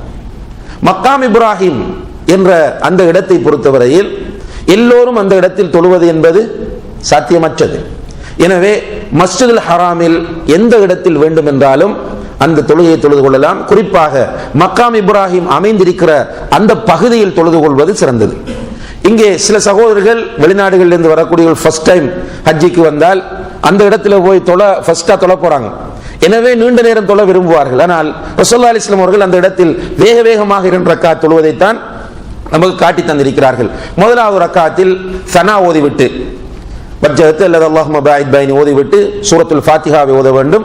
அடுத்தது குல் யா அய்யுஹல் காஃபிரூன் என்பதை ஓதுவது சுன்னா. இரண்டாவது ரக்காத்தில் சூரத்துல் ஃபாத்திஹா ஓதிவிட்டு குல் ஹுவல்லாஹு அஹத் என்கிற சூராவை ஓதுவது சுன்னத். இதையும் நாம் இந்த 2 ரக்காத்தை முடித்த பிறகு ஜம்சம் தண்ணி அருந்த முடியுமாக இருந்தால் அதிகமாக ஜம்சம் தண்ணியை அருந்திக் கொண்டு சஃபா மலையை நோக்கி நாம் செல்ல வேண்டும். சஃபா மலையை நெருங்குகிற போது இன்ன ஸஃபா வல் மர்வத மின் ஷாஇரில்லாஹ் ஃபமன் ஹஜ்ஜல் பைத வ இஅ்தமர ஃபலா ஜுனாஹ அலைஹி அன் யத்தவஃப பிஹிமா என்று வரக்கூடிய அந்த குர்ஆன் வசனத்தை அந்த இடத்தில் ஓதிக்கொண்டு சஃபா மலையை நாம் அடைய வேண்டும். சஃபா மலையில் நின்று கொண்டு நாம் காபத்துல்லாவை திரும்பி பார்க்க வேண்டும். காபத்துல்லாவை பார்த்து நாம் அந்த இடத்தில் லா இலாஹ இல்லல்லாஹு வஹ்தஹு லா ஷரீக லஹு லஹுல் முல்கு வ லஹுல் ஹம்து வ ஹுவ அலா குல்லி ஷைஇன் கதீர் லா இலாஹ இல்லல்லாஹு வஹ்தா அன்ஜஸ வஅதா வ நஸர அப்தா வ ஹஸமல் அஹ்ஸாப வஹ்தா என்று வரக்கூடிய அந்த திக்ரை அந்த இடத்தில் ஓதி பிறகு நம்முடைய கைகளை உயர்த்தி அல்லாஹ்விடத்தில் நிறைய துஆ செய்ய வேண்டும். பிறகு கையை விட்டுட்டு திரும்ப இந்த திக்ரை ஓத வேண்டும். திக்ர் ஓதி முடிந்ததுக்கு பிறகு திரும்ப கையை தூக்கி நம்ம துஆ செய்ய வேண்டும். அதற்கு பிறகு 3வதாக இந்த திக்ரை ஓதிவிட்டு அங்கிருந்து மர்வாவை நோக்கி நாம் செல்ல வேண்டும். இப்போ சஃபாவில் நம்ம செய்ய வேண்டியது என்ன? சஃபாவில் ஏறியவுடன் காபத்துல்லாவை பார்க்க வேண்டும். சிலர் காபத்துல்லா பார்த்து இப்படி கைகள் எல்லாம் காட்டி கொண்டிருப்பாங்க. அதெல்லாம் அவசியம் இல்லை. ரசூலுல்லாஹி அலைஹி வஸல்லம் அவர்கள் காட்டி தந்ததும் கிடையாது. காபத்துல்லாவை நோக்கி நாம் நின்று கொண்டு இந்த திக்ரை நீங்கள் உங்களிடம் இருக்கக்கூடிய அந்த ஹஜ் வழிகாட்டி புத்தகங்களிலே அந்த திக்ர் குறிப்பிடப்பட்டிருக்கும். லா இலாஹ இல்லல்லாஹு வஹ்தஹு லா ஷரீக லஹு என்று வரக்கூடிய அந்த திக்ர், அதை நீங்கள் ஓதிவிட்டு துஆ செய்ய வேண்டும். பிறகு மீண்டும் அந்த திக்ரை ஓத வேண்டும், மீண்டும் துஆ செய்ய வேண்டும். அவர் 2 தரம் துஆ செய்து விட்டு 3வது தரம் திக்ரை ஓதிவிட்டு அந்த இடத்திலிருந்து நீங்கள் மர்வாவை நோக்கி செல்ல வேண்டும். மர்வாவை நோக்கி செல்லுகிற போது பச்சை அடையாளமிடப்பட்ட ஒரு இடம் வரும். அந்த 2 பச்சை அடையாளங்களுக்கு இடையில் ஆண்கள் தொங்கோட்டமாக செல்ல வேண்டும். அவ்வளவுதான் ஆண்கள் வேகமாக செல்ல வேண்டிய இடமாகும். இந்த இடத்தில் வேகமாக ஆண்கள் செல்ல, பெண்கள் வளமையாக நடப்பது போன்று நடந்து செல்ல வேண்டும். பெண்கள் வேகமாக செல்வது கூடாது. இப்படியே போய் மர்வாவுக்கு சென்று, மர்வாவிலும் சஃபாவில் நின்று செய்தது போன்று முதலில் திக்ரு செய்துவிட்டு பிறகு துவா கேட்டுவிட்டு மீண்டும் திக்ரு செய்து மீண்டும் துவா கேட்டு அதற்கு பிறகு திக்ரு செய்துவிட்டு சஃபாவை நோக்கி வர வேண்டும். இப்ப சஃபாவில் இருந்து மர்வாவுக்கு செல்வது ஒன்று, மர்வாவில் இருந்து சஃபாவுக்கு வருவது இரண்டு. இப்படி 7 தடவைகள் நாம் சை செய்ய வேண்டும். இப்ப கடைசியாக உள்ள சை மர்வாவிலே முடிவடையும். இந்த சையிலே நாம் என்ன ஓதுவது என்று கேட்டால், இந்த சஃபாவிலும் மர்வாவிலும் ஓதுகிற அந்த திக்ரை தவிர குறிப்பான எந்த ஒரு துவாவும் கிடையாது, எந்த ஒரு திக்ரும் கிடையாது. நிறைய புத்தகங்கள் வெளியிட்டிருக்கிறார்கள். முதல் சுற்றில் ஓதுவதற்கு, இரண்டாவது சுற்றில் ஓதுவதற்கு, மூன்றாவது சுற்றில் ஓதுவதற்கு என்றெல்லாம் நிறைய துவாக்களை அடையாளப்படுத்தி புத்தகங்கள் வந்திருக்கின்றன. இவை எதற்கும் ஆதாரம் கிடையாது என்பதை நாம் கவனத்திலே கொள்ள வேண்டும். அடுத்ததாக மர்வாவிலே நம்முடைய கடைசி சுற்று முடிவடைந்ததும் ஆண்கள் அந்த இடத்தில் முடியுமாக இருந்தாலும் சரி, அல்லது அங்கிருந்து சென்று சலூனிலாவது சரி, தங்களுடைய முடியை மழித்துக் கொள்ள வேண்டும் அல்லது ஷார்ட் பண்ணி கொள்ள வேண்டும். இந்த ஷார்ட் பண்ணுவது என்பது அங்குமிங்குமாக ஒரு சில முடிகளை வெட்டுவது கிடையாது. சிலர் தங்களோடு சீசரை கொண்டு செல்வார்கள், கொண்டு போய் அந்த இடத்துல மற்ற சவர்கிட்ட என்னோட தலையில வெட்டி விடுவாங்க. அவர் 4-5 இடங்களில் கட் பண்ணி விடுவார். அவர் இஹ்ராமில் இருந்து விடுபட்டதாக, உம்ரா முடிந்து விட்டதாக நினைக்கிறார். இது கூடாது. ஷார்ட் பண்ணுவதாக இருந்தால் நம்ம சலூனுக்கு போய் என்னுடைய முடியை நீ ஷார்ட் பண்ணிவிடு என்று சொல்லும் போது அவன் நம்முடைய தலையில் அங்குமிங்கும் 1-2 இடங்களிலே வெட்டிவிட்டால் எப்படி அதை நாம் ஏற்றுக்கொள்ள மாட்டோமோ அதுபோன்றுதான் அல்லாஹ்வும் இதை ஏற்றுக்கொள்ள மாட்டான். எனவே ஷார்ட் பண்ணுவதாக இருந்தால் தலை முழுக்க ஷார்ட் பண்ண வேண்டும் அல்லது மழித்துக் கொள்ள வேண்டும். பெண்களை பொறுத்தவரையில் அவர்கள் கூந்தலில் ஒரு விரல் நுனி அளவு கட் பண்ணி கொண்டால் அவர்கள் இஹ்ராத்தில் இருந்து, அதாவது விடுபட்டு உம்ரா பூரணம் அடைகிறது. இதுதான் உம்ரா செய்கிற முறையாகும். இப்ப தமத்து அடிப்படையில் ஹஜ்ஜுக்கு செல்லக்கூடிய ஒருவர் இப்படி உம்ராவை செய்து முடித்துவிட்டு மீண்டும் அவர் பிற 8 எந்த இடத்தில் தங்கி இருக்கிறாரோ அந்த இடத்தில் இருந்து, அது ஹோட்டலாக இருக்கலாம் அல்லது ஒரு லொஜ்ஜாக இருக்கலாம், எந்த இடத்தில் தங்கி இருக்கிறாரோ அந்த இடத்திலிருந்து ஹஜ்ஜுக்காக வேண்டி இஹ்ராம் அணிந்து கொள்வார். இஹ்ராம் துணி அணிந்து கொண்டு அல்லாஹும்ம லப்பைக ஹஜ்ஜன் என்று நியத்து வைத்துக் கொள்வார். வைத்துக் கொண்டு அவர் மினாவை நோக்கி செல்வார். பிற 8 மினாவிலே தங்க வேண்டும். பிற 8 மினாவிலே தங்க வேண்டும். மினாவிலே தங்கி அங்கே விசேஷமாக நாம் செய்வதற்கென்று எந்த ஒரு வணக்கமும் கிடையாது. குறிப்பாக நாம் செய்ய வேண்டியது என்னவென்றால் 4 ரக்காத் தொழுகைகளை சுருக்கி அந்த தொழுகையினுடைய நேரத்தில் தொழுது கொள்ள வேண்டும். 4 ரக்காத் தொழுகைகளை சுருக்கி அந்த நேரத்தில் தொழுது கொள்ள. ஏன் இதை சொல்லுகிறோம் என்றால், நம்முடைய நாடுகளில் இருந்து வரக்கூடிய சில குரூப்ஸ் சுருக்கி தொழ மாட்டார்கள், பூரணமாகவே தொழுவார்கள். அதை பார்க்கும்போது நமக்கு குழப்பம் வந்துவிடக் கூடாது என்பதற்காக அதை இங்கே நாம் நினைவூட்டுகிறோம். அதாவது 4 ரக்காத் தொழுகைகளை, லுஹர், அசர், இஷா ஆகிய 3 தொழுகைகளையும் 2 ரக்காத்தாக சுருக்கி உரிய நேரத்தில் நாம் தொழுது கொள்ள வேண்டும். இதுதான் மினாவிலே நாம் செய்ய வேண்டிய முக்கியமான வணக்கம். பிறகு பிறை 9 அதிகாலையிலே நாம் அரஃபாவை நோக்கி செல்ல வேண்டும். அரஃபாவிலே நாம் அன்று பகல் முழுக்க தங்கியிருப்பது கடமையாகும். குறிப்பாக ஹஜ்ஜுடைய பிரதானமான இடம் அரஃபாவாகும். ரசூல் ஸல்லல்லாஹு அலைஹி வஸல்லம் அவர்கள் சொன்னார்கள், அல் ஹஜ்ஜு அரஃபா, ஹஜ் என்றால் அரஃபா தான் என்று சொன்னார்கள். எனவே அரஃபாவிலே நாம் கூடுதலான நேரத்தை கழிப்போம்.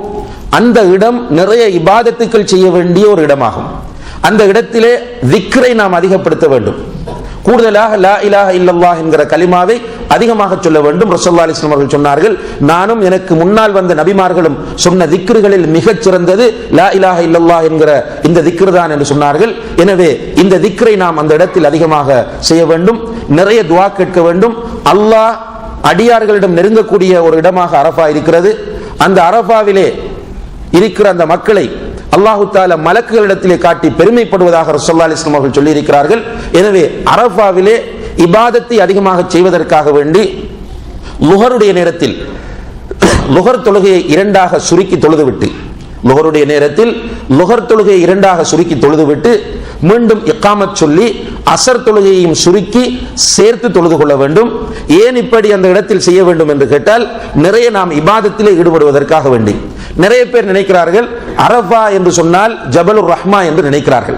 அந்த ஜபலுர் ரஹ்மாவுக்கு செல்ல வேண்டும், அந்த இடத்துல போய் போட்டோ எடுத்துக் கொள்ள வேண்டும் என்பதில் ஆர்வம் காட்டி நிறைய பேர் அந்த இடத்தை தேடி அலைந்து திரிவதையும், அங்கு போய் தங்களுடைய ஊர்களில் இருந்து வந்த மக்களை சந்திப்பதற்காக நேரத்தை வீணாக்குவதையும் பார்க்கிறோம். இது கண்டிப்பாக தவிர்க்கப்பட வேண்டும். தனிமையிலே உட்கார்ந்து நிறைய திக்ர் செய்ய வேண்டும், நிறைய துஆ கேட்க வேண்டும், அல்லாஹ்விடத்திலே தௌபா செய்ய வேண்டும். அதற்குரிய ஒரு மிக முக்கியமான இடம். அதே நேரத்தில் அரஃபாவிலே நிறைய பித்அத்துகள் நடக்கும். குறிப்பாக நான் ஏற்கனவே குறிப்பிட்டது போன்று நம்முடைய பிரதேசத்து மக்கள் தான், கேரளாவில் இருந்து வரக்கூடியவர்கள், பங்களாதேஷில் இருந்து வரக்கூடியவர்கள், தமிழ்நாட்டிலிருந்து வரக்கூடியவர்கள், இப்படி கூடி கூடி திக்ர்களை கூட்டாக வைத்துக் கொண்டு ராத்திபு வைப்பார்கள். அதே போன்று கூட்டு துஆக்களிலே ஈடுபடுவார்கள். ஒரு பக்தியாக மக்களை வைத்து அள வைத்துக் கொண்டிருப்பார்கள். இதை பார்த்து நமக்கும் ஒரு ஆசை வந்து அதில் போய் உட்காரக்கூடாதா என்று நினைப்போம், அல்லது அழைத்து செல்லுகிறவர்களிடத்தில் எங்களுக்கும் இப்படி செய்யுங்கள் என்று சொல்வோம். அன்புள்ள சகோதர சகோதரிகளே, இந்த இடம் திக்ருக்கும் துஆவுக்கும் இஸ்திக்பாருக்கும் உரிய இடமாகும். எனவே நாம் தனிமையிலே ஒரு இடத்திலே உட்கார்ந்து கொண்டு அதிகமாக அல்லாஹ்வை திக்ர் செய்து அல்லாஹ்விடத்திலே நம்முடைய பாவங்களுக்காக மன்னிப்பு கேட்டு நம்முடைய ஈமான், நம்முடைய குழந்தைகளுடைய ஈமான், நம்முடைய தக்வா, நம்முடைய இம்மை வெற்றி, மறுமை வெற்றி, அதே போன்று இந்த சமுதாயத்தின் ஈடேற்றம், இந்த சமுதாயத்தில் உள்ள உலமாக்களுடைய சீர்திருத்தம், இவைகள் அனைத்திற்காகவும் சின்சியராக இஹ்லாஸாக அழுதழுது அல்லாஹ்விடத்தில் துஆ கேட்க வேண்டிய ஒரு சந்தர்ப்பம். எனவே அங்கே நாம் அதிகமாக திக்ரிலும் துஆவிலும் இஸ்திக்பாரிலும் ஈடுபட்டு விட்டு சூரியன் மறைந்த பிறகு நம்மை மீண்டும் முஸ்தலிஃபாவுக்கு அழைத்து வருவார்கள். முஸ்தலிஃபாவிலே அந்த இரவு தங்குவது சுன்னத்தாகும். முஸ்தலிஃபாவை வந்து அடைந்ததும் மக்ரிபையும் இஷாவையும் நாம் ஜம்மு செய்து கொள்ள வேண்டும். எந்த நேரத்தில் வந்து சேருகிறோமோ அந்த நேரத்தில் நாம் முதலில் மக்ரிபை தொழுது விட்டு பிறகு இஷாவை இரண்டாக சுருக்கி இரண்டையும் சேர்த்து தொழுது கொள்ள வேண்டும். தொழுது விட்டு தூங்க வேண்டும். அந்த இடத்தில் விழித்துக் கொண்டிருப்பதோ அல்லது அதில் பயான் நிகழ்ச்சிகள் வைப்பதோ என்பது சுன்னாவுக்கு மாற்றமானது. அந்த இடத்தில் நாம் மக்ரிபையும் இஷாவையும் தொழுது விட்டு சாப்பிட்டு விட்டு தூங்கி விட்டு அதிகாலையில் எழுந்து அங்கிருந்து திக்ர் செய்ய வேண்டும். செய்து காலையிலே மீண்டும் மினாவை நோக்கி நாம் செல்ல வேண்டும். மினாவை நோக்கி நாம் பிறை 10 செல்கிறோம். சென்று முதலாவது மினாவில் நாம் செய்ய வேண்டிய வேலை ஜமரத்துல் அக்கபா என்று சொல்லக்கூடிய அந்த இடத்தில் கல்லறிவது. அங்கே 7 கற்களை நாம் எறிய வேண்டும். அதற்காக நாம் விரும்பிய இடத்தில் கல்லை புறக்கிக் கொள்ளலாம். முஸ்தலிஃபாவில் தான் கல்லை புறக்க வேண்டும் என்கிற எந்த அவசியமும் கிடையாது. விரும்புகிற இடத்தில் அந்த கற்களை நாம் புறக்கிக் கொள்ளலாம். கற்கள் 7 புறக்கிக் கொண்டு சென்று அக்கபாவிலே கல்லை எறிந்துவிட்டு அதற்கு பிறகு குர்பானியை கொடுத்து விட்டு அதற்கு பிறகு நம்முடைய முடிகளை நாம் அழித்துக் கொள்ள வேண்டும். கல்லறிவது, குர்பானி கொடுப்பது, முடியை அழித்துக் கொள்வது, இந்த 3ஐயும் செய்துவிட்டால் நம்முடைய டிரெஸ்ஸை நாம் மாற்றிக் கொள்ளலாம். இஹ்ராம் ஆடையை மாற்றி நம்முடைய கேஷுவலான உடுப்பை நாம் அணிந்து கொள்ளலாம். இதற்கு பிறகு நாம் செய்ய வேண்டிய இன்னும் ஒரு மிக முக்கியமான வணக்கம், மீண்டும் காபாவுக்கு சென்று அங்கே தவாஃபுல் ஹஜ் என்கிற அந்த கடமையை, அந்த தவாஃபை நிறைவேற்றிவிட்டு மீண்டும் சஅயும் செய்துவிட்டு நாம் வந்தால் இந்த இஹ்ராத்தில் இருந்து பூரணமாக நாம் விடுபட்டு விடுகிறோம். அதற்கு பிறகு நாம் மறுநாள் 11 மினாவிலே தங்கி இருப்போம். மினாவிலே தங்கி இருக்கும் போது நாம் 3 ஜமராத்திற்கும் கல்லறிய வேண்டும். இந்த கல்லறிகிற 3 இடங்களுக்கும் சென்று 7 கற்களை நாம் எறிய வேண்டும். அப்படி எறிகிற போது முதலாவது சிறியதிலிருந்து செல்ல வேண்டும். 2 இடங்களில் நின்று துஆ செய்துவிட்டு 3வது இடத்தோடு திரும்பி விட வேண்டும். இதுதான் விசேஷமாக நாம் அங்கே செய்யக்கூடிய வணக்கம். அதே போன்று 12வது நாளும் நாம் இவ்வாறு கல்லறிய வேண்டும். கல்லறிவதற்குரிய நேரம் சூரியன் உச்சியிலிருந்து சாய்ந்த பின்னால். காலையிலே கல்லறிய முடியாது. அவ்வாறு கல்லறிந்தால் அது கல்லறிந்ததாக கருதப்பட மாட்டாது. இப்போ 12ஓடு திரும்ப விரும்புகிறவர்கள் கல்லறிந்து விட்டு திரும்பி விடலாம். இல்லை என்றால் கல்லறிந்து விட்டு தங்கி 13வது நாள் கல்லறிந்து விட்டு அவர்கள் ஹஜ்ஜை முடித்துக் கொண்டு வரலாம்.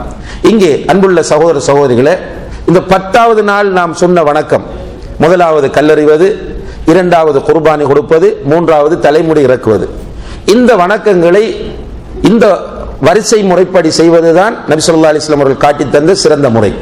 அதே நேரத்தில் முன்னால் பின்னால் ஏதும் மாற்றங்கள் ஏற்படுமாக இருந்தால், முன்னால் பின்னால் ஏதாவது மாற்றங்கள், உதாரணமாக ஒருவர் கல்லறிந்து விட்டு முடியை இறக்குகிறார் அல்லது குர்பானி கொடுத்து விட்டு கல்லறிய செல்கிறார் என்று சொன்னால் இவ்வாறு செய்வதில் குற்றமில்லை.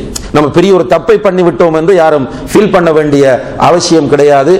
ஏனென்றால் ரசூலுல்லாஹி அலைஹி வஸல்லம் அவர்களிடத்தில் போய் கேட்ட நேரத்தில் இப்படி சிலர் முன்னர் பின்னர் மாறி செய்தார்கள் என்று கேட்ட நேரத்தில் ரசூலுல்லாஹி அலைஹி வஸல்லம் அவர்கள் சொன்னார்கள், லா ஹரஜ் லா ஹரஜ் என்று சொன்னார்கள். எனவே அன்புள்ள சகோதர சகோதரிகளே, இவ்வாறு அல்லாஹு தஆலா நமக்கு தந்திருக்கக்கூடிய மிகப்பெரிய ஒரு வாய்ப்பாகிய இந்த ஹஜ்ஜை சரியான முறையில் நாம் நிறைவேற்றி பாவங்கள் மன்னிக்கப்பட்டு அன்று பிறந்த பாலகர்களை போன்று அங்கிருந்து திரும்பி வர முயற்சிய வேண்டும். நம்மிடத்தில் காணப்படுகிற இன்று மிகப்பெரிய ஒரு பக்தி இல்லாத நிலை, ஆன்மீகத்தில் மிகவும் பலவீனமான ஒரு நிலை நம்மிடம் காணப்படுகிறது. இந்த நிலையிலிருந்து விடுபடுவதற்கான ஒரு நல்ல சந்தர்ப்பமாக இந்த ஹஜ்ஜை நாம் ஆக்கிக்கொள்ள நியத்து வைக்க வேண்டும்.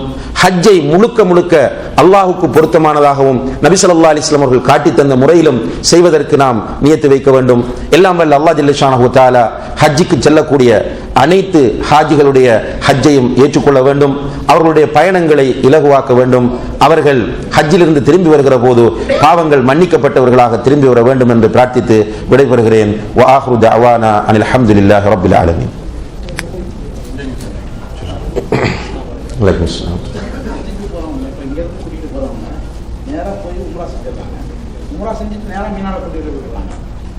அதே ட்ரெஸ்ஸை நீங்கள் வந்து தமக்கு செஞ்சாலே இப்போ எங்கே மாற்றிக்கலாம், மாற்றிட்டு செய்யணும்னு இவங்க 30வது நாள் 8வது நாள் தான் மீனாவுக்கு கூட்டிகிட்டு போகிறாங்க. அப்போ நேராகவே அந்த ட்ரெஸ்ஸோட போயிடலாமா? அதாவது சகோதரர் என்ன கேட்குறார் என்றால், இப்போ இங்கிருந்து போகும்போது லோக்கல்ல இருந்து ஹஜ்ஜிக்கு போகக்கூடிய நேரத்தில் அந்த கூட்டு போகிற டைம் சரியாக பிற 8 அடையக்கூடிய முறையில் இருக்கிறது. எனவே போய் உம்ரா முடித்து எடுக்கும்போது அப்படியே நம்ம மினாக போகிறதுக்குரிய டைமும் ஆகிவிடுகிறது. இந்த நேரத்தில் ட்ரெஸ்ஸை மாற்ற வேண்டுமா அல்லது அதே இஹ்ராம் துணியோடு தொடர்ந்து செல்லலாமா என்று கேட்கிறார். இதை பொறுத்தவரையில் அவர் முடியை உம்ராவை முடித்துவிட்டு முடியை ஷார்ட் பண்ணி அல்லது மலித்தவுடன் அவர் இஹ்ராத்திலிருந்து விடுபட்டு விடுகிறார். அந்த ட்ரெஸ்ஸோடு அவர் இருக்கிறது அவருடைய விருப்பத்தை பொறுத்தது. அந்த ட்ரெஸ்ஸோடு இருப்பது அவருடைய விருப்பத்தை பொறுத்தது. இப்போ குளிப்பதற்காக வேண்டி அவர் ஒரு ட்ரெஸ்ஸை மாற்றிட்டு பிறகு மீண்டும் இந்த இஹ்ராம் துணியை அணிந்து கொண்டால் அவருடைய மனதுக்கு ஒரு சின்ன ஒரு சேஞ்ச் ஒன்று ஏற்படும். அப்படி செய்து கொள்வது சிறந்தது. அப்படி இல்லாமல் அதே இஹ்ராம் துணியோடு தொடர்ந்து ஹஜ்ஜிக்கு நியத்து வைத்துக் கொள்ள விரும்பினால் எந்த தப்பும் கிடையாது. அல்லாஹ் அலம்.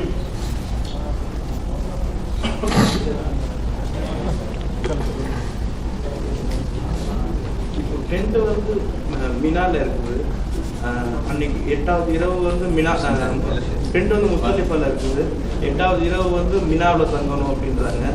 அப்போ அதுல எப்படி ஒன்றும் பிரச்சனை இல்லையா? இன்னொரு சின்ன சந்தேகம், அப்படி சப்போஸ் நான் வந்து அன்னைக்கு இரவு நான் முஸ்தலிஃபாலே தங்கிட்டேன் மினாவாக அதை கருதி, அப்படின்னா அந்த முஸ்தலிஃபால இரவுல அந்த அரஃபா முடிச்சுட்டு வரோம்ல அந்த இரவு எங்க தங்குறது? என் டெண்டிலே தங்கினா அது போதுமானதா?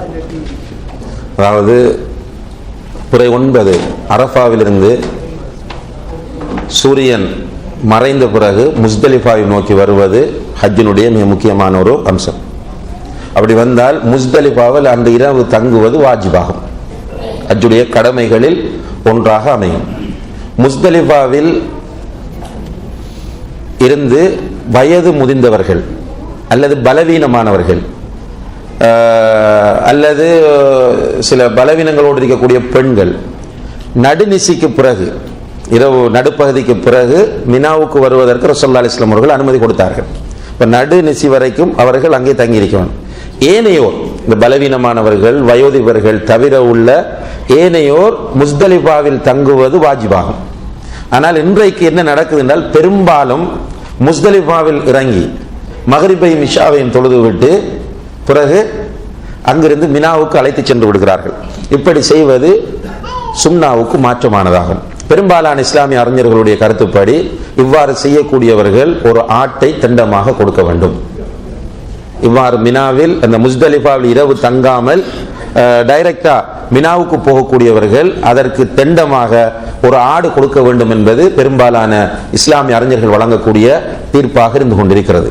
இப்ப சகோதரர் கேட்கிற மற்ற பகுதி என்னன்னு கேட்டால், சில நேரங்களில் டென்ட் வந்து முஸ்தலிஃபாவுக்குள்ளே வருது, மினாவில் அமைக்கக்கூடிய டென்ட் முஸ்தலிஃபாவிலேயே வருகிறது என்று சொன்னால், இப்ப நம்ம டென்ட்டுக்குள்ள வந்துட்டோம் என்றால் முஸ்தலிஃபாவில் இருந்ததாக கருதப்படுமா என்று கேட்டால், இதை பொறுத்தவரையில் அவர்கள் அந்த இடத்தை தேர்வு செய்தது மினாவாக என்றால் தொடராக இருப்பதனால் அது மினாவாக தேர்வு செய்யப்பட்டிருப்பதால் அந்த இடத்தில் போய் முஸ்தலிஃபாவுடைய நியத்தில் டென்ட்டுக்குள்ள தங்காமல் அவர் வெளியில் தங்கிவிட்டு டென்ட்டுக்குள்ள போவதுதான் சிறந்தது. வல்லாஹு தஆலா அலம்.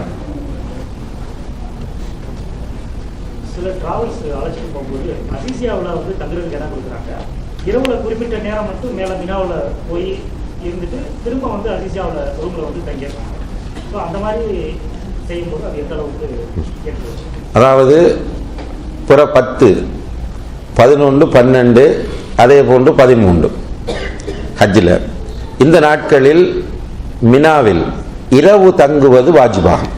மினாவில் இரவில் தங்குவது தான் வாஜிபாகும். பகல்ல தங்கணும் என்ற அவசியம் கிடையாது. பகல்ல இப்போ மக்காவை போக விரும்பினால் போய் வரலாம். அல்லது ரசூலுல்லாஹி அலைஹி வஸல்லம் காலத்தில் தண்ணி பிடிக்கக்கூடியவர்கள் வெளியே போயிறாங்க, தண்ணி கொண்டு வருவதற்காக வேண்டி வெளியே போய்விடுவார்கள். ரசூலுல்லாஹி அலைஹி வஸல்லம் அவர்கள் அனுமதிப்பார்கள். இப்போ இரவில் தங்குவது தான் வாஜிப். இப்போ உதாரணமாக அசீசியாவில் தங்குவதற்குரிய இடத்தை எடுத்துக்கொண்டவர்கள் பகல் நேரத்தில் அசீசியாவில் போய் இருந்துட்டு நைட்டுக்கு வந்து மினாவில் தங்குவார்களாக இருந்தால் அவர்களுடைய ஹஜ் நிறைவேறும், அதில் எந்த குறையும் கிடையாது. அல்லாஹ் அலம்.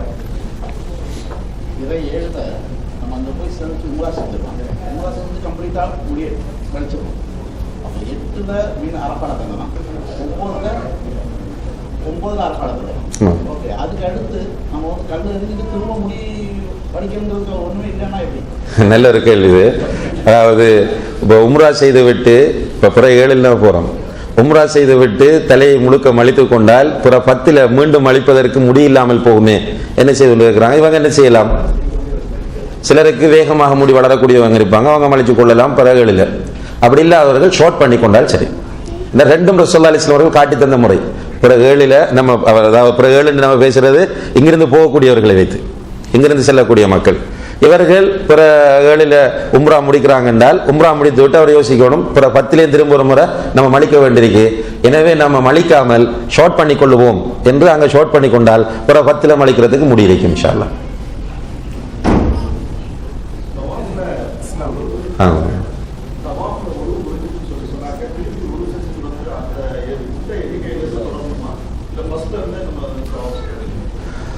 அதாவது ஒரு மிக முக்கியமான ஒரு கேள்வி இது.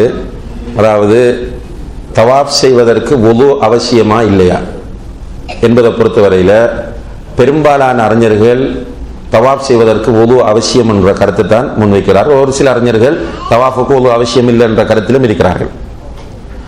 தவாப் செய்வதற்கு வுது அவசியம் என்றிருக்கும் போது தவாப் செய்கிற நேரத்தில் வுது முறிந்து விட்டால் என்ன செய்வது?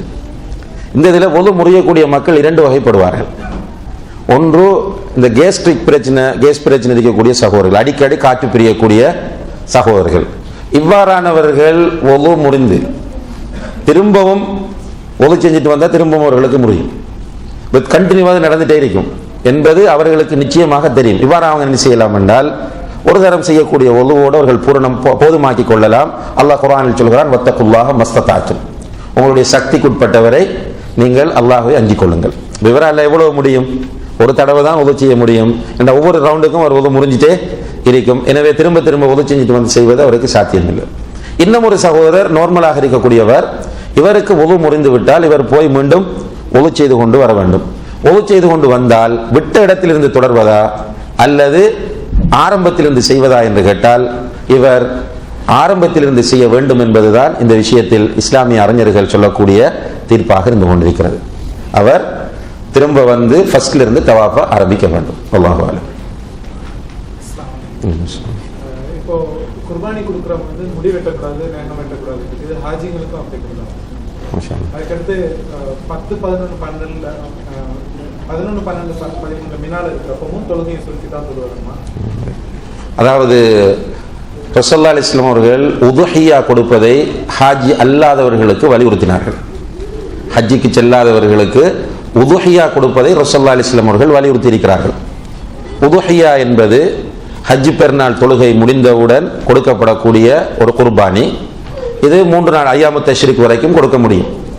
இவ்வாறு உதுஹியா கொடுப்பதற்கு ஒருவர் நியத்து வைத்திருந்தால், ஹஜ்ஜிக்கு முன்னர் துல்ஹஜ் பிறை தோன்றுவதற்கு முன்னரே நியத்து வைத்திருந்தால் துல்ஹஜ் பிறை 1 அவர் நகம் வெட்டக்கூடாது, முடிகளை வெட்டக்கூடாது. அது முடி தலைமுடியாக இருக்கலாம் அல்லது தாடியில் உள்ள மீசையில் உள்ள முடியாது, எந்த உருவமாக இருந்தாலும் அவர் வெட்டக்கூடாது. இப்போ ஒரு சகோதரர் இன்றைக்கு தான் நியத்து வைக்கிறார், இன்றைக்கு நம்ம உதுஹியா ஒன்று கொடுப்போம் என்று, அவர் இந்த டைம்ல இருந்து நகம் வெட்டக்கூடாது, முடி வெட்டக்கூடாது. இன்னும் ஒரு சகோதரர் உதுஹியா கொடுக்க நியத்து வைக்கிறார் பிற 9 நினைக்கிறார், இன்ஷா அல்லாஹ் நம்ம நாளை பெருநாள் தொழுகை முடிந்த பிறகு ஒரு ஆட்டறுத்து உதுஹியா கொடுப்போம் என்று நியத்து வைக்கிறார். அவர் அந்த டைம்ல இருந்து முடி வெட்டக்கூடாது, நகம் வெட்டக்கூடாது. இது ஹாஜி அல்லாதவர்களுக்குரிய சட்டம். ஹாஜிகளை பொறுத்தவரையில் அவர்களுக்கு இந்த சட்டம் கிடையாது. அவர்கள் இஹ்ராம் அணிந்ததிலிருந்து நகம் வெட்டுவதும் முடிகளை வெட்டுவதும் தடை செய்யப்படுகிறது. இஹ்ராம் அணிந்ததிலிருந்து தான் அவர்களுக்கு இந்த சட்டம். அதே நேரத்தில் யாராவது ஹாஜிகளிலும் யாராவது உதுஹியா கொடுக்க வேண்டும் என்று நியத்து வைத்திருந்தால் உதுஹியா கொடுக்க வேண்டும். ஹதி என்பது வேறு, உதுஹியா என்பது வேறு. ஹதி என்பது ஹஜ்ஜோடு உள்ள குர்பானி, தமத்து அடிப்படையில் ஹஜ் செய்யக்கூடியவர், கிரான் அடிப்படையில் ஹஜ் செய்யக்கூடியவர், அவர் ஹதி கொடுப்பது அவருக்கு கடமை. அது இல்லாமல் ஒருவர் எக்ஸ்ட்ரா தான் உதவியா கொடுக்க நியத்து வைத்திருந்தால் அவரும் துறை ஒன்றிலிருந்து நகம்பட்டோ முடிவெட்டோ கூடாது. அடுத்ததாக, மினாவில் தங்கியிருக்கிற காலமெல்லாம் அவர் தொழுகையை சுருக்கித்தான் தொழ வேண்டும். பிற 8லையும் சரி அல்லது 10, 11, 12, 13 ஆகிய நாட்களிலையும் சரி அவர் மினாவில் தங்கியிருக்கும் போது ஹாஜி அவர் 4 ரக்காத் தொழுகைகளை 2ஆக சுருக்கி தொழுவதுதான் நபி ஸல்லல்லாஹு அலைஹி வஸல்லம் அவர்கள் காட்டி தந்த வழிமுறை. சொல்லுங்க. ஹஜ் பெருநாள் அன்று ஒருவர் மக்காவில் சென்று உம்ரா செய்துவிட்டு அவர் உம்ரா செய்துவிட்டு இஹ்ராமை கலைக்க வேண்டும், தலைமுடி செய்ய வேண்டும். அதே சமயம் அவர் குர்பானி கொடுத்திருக்கிறார் இந்தியாவில். இங்கே உள்ள பெரும்பாலான மக்கள் வந்து இந்தியாவில் தான் வந்து அவங்க வீட்லையோ அல்லது மதரசா மூலியமாவோ குர்பானி கொடுக்குறாங்க.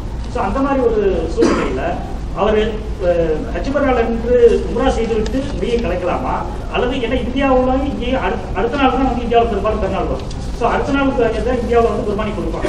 ஸோ அதுவரையில் அவர் வந்து தலைமுடியை இழைக்காம, அதாவது தலைமுடி இறக்காம இருக்கணுமா, அல்லது தலைமுடி இறக்கி இராம கலைச்சிடலாம்?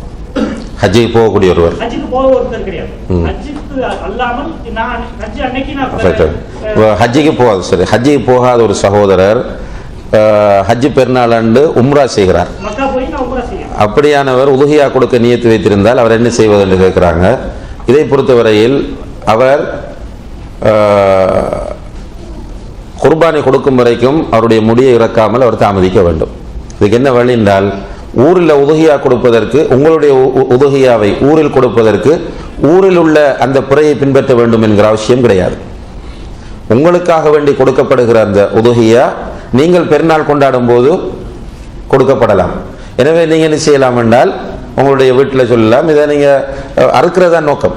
இப்போ நம்ம ஊருக்கு நான் உதுஹியா கொடுக்கிறேன் அப்படின்ற ஊருக்கு காட்டி கொடுக்க வேண்டிய அவசியம் இல்லை. அல்லாஹு தஆலா அந்த உதுஹியாவை பற்றி சொல்லும் போது, லன் யனாலல்லாஹ லுஹூமுஹா வலா திமாஉஹா வலக்கின் யனாலுஹு தக்வா மின்கும், நீங்கள் அறுக்கிற அந்த பிராணியின் இறைச்சியோ அதனுடைய இரத்தமோ அல்லாஹ்வை சென்றடைய மாட்டாது, உங்களுடைய தக்வா தான் அல்லாஹ்வை சென்றடையும். எனவே நீங்கள் முதல் நாளே அறுத்து கொடுத்துட்டால் பெருநாளைக்கு மக்களுக்கு அது நல்ல கறி கிடைக்கிறதுக்கு வாய்ப்பும் ஏற்படும். எனவே நீங்கள் ஒன்று கொடுக்கும் வரைக்கும் வெயிட் பண்ணுறா இருந்தால் முடிய இறக்காம வெயிட் பண்ணணும், அல்லது நீங்கள் நேரத்தோட அந்த குர்பானியை கொடுக்க செல்லலாம்.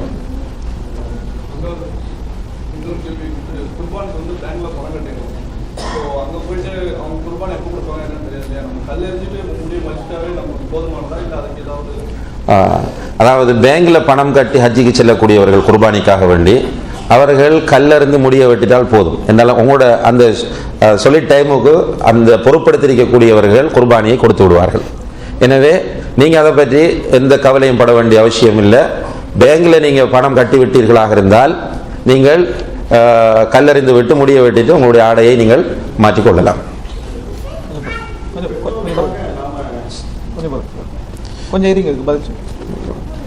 பெண்கள் சுத்தமில்லாத நிலையில் ஹஜ்ஜுடைய தவாப் செய்ய முடியாத நிலையில் ஹஜ் பிறை 13 முடிந்துவிட்டால் ஹஜ்ஜுடைய தவாஃப் எப்படி நிறைவு செய்வது? அதாவது ஹஜ்ஜுடைய தவாஃப் செய்யாமல் ஹஜ் நிறைவேற மாட்டாது. ஹஜ்ஜுடைய தவாஃபை எல்லோரும் கண்டிப்பாக செய்ய வேண்டும். ஒரு பெண் ஹஜ்ஜுக்கு செல்கிறாள், ஹஜ்ஜுடைய தவாஃப் செய்ய முடியாமல் அவளுக்கு மாதவிடாய் மென்சஸ் ஏற்பட்டு தடங்கள் ஏற்பட்டு விட்டால் அந்த பெண் சுத்தமாகும் வரைக்கும் மக்காவிலே காத்திருக்க வேண்டும். காத்திருந்து சுத்தமான பின்னால் அந்த தவாஃபுடைய ஹஜ்ஜை அந்த பெண் நிறைவேற்ற வேண்டும். அதுக்கு பிறகுதான் அவர்கள் ஹஜ்ஜிலிருந்து இஹ்ராத்திலிருந்து விடுபட்டவராக கருதப்படுவார். அதனால தான் இன்றைக்கு நிறைய பேர் என்ன செய்கிறாங்க என்றால், சில பிராக்டிக்கல் சிக்கல்கள் இருப்பதனால் டாக்டர்களுடைய ஆலோசனையின் பேரில் அந்த மாதவிடாயை கட்டுப்படுத்தக்கூடிய மாத்திரைகளை சாப்பிட்டு விட்டு செல்வார்கள். அது அவர்களை பூரணமாக ஹஜ்ஜை செய்வதற்கு வழிவிடும். இது மார்க்கத்தில் அனுமதிக்கப்பட்டிருக்கிறது என்பது நவீன கால எல்லா இஸ்லாமிய அறிஞர்களுடைய ஏகோபித்த கருத்தாக இருந்து கொண்டிருக்கிறது. மஹரம் இல்லாமல் ஹஜ் செய்வது கூடுமான்னு இருக்கிறாங்க. இது மிக முக்கியமான ஒரு விஷயம். ஹஜ்ஜுக்கு செல்வதற்குரிய நிபந்தனைகளில் ஒன்று பெண்களுக்கு மஹரம் துணை இருக்க வேண்டும் என்பது. இன்றைக்கு டிராவல்ஸ் என்ன பிரச்சாரம் பண்றாங்க என்றால், பெண்கள் மஹரமாக இருக்கலாம் என்ற ஒரு பிரச்சாரத்தை செய்கிறாங்க.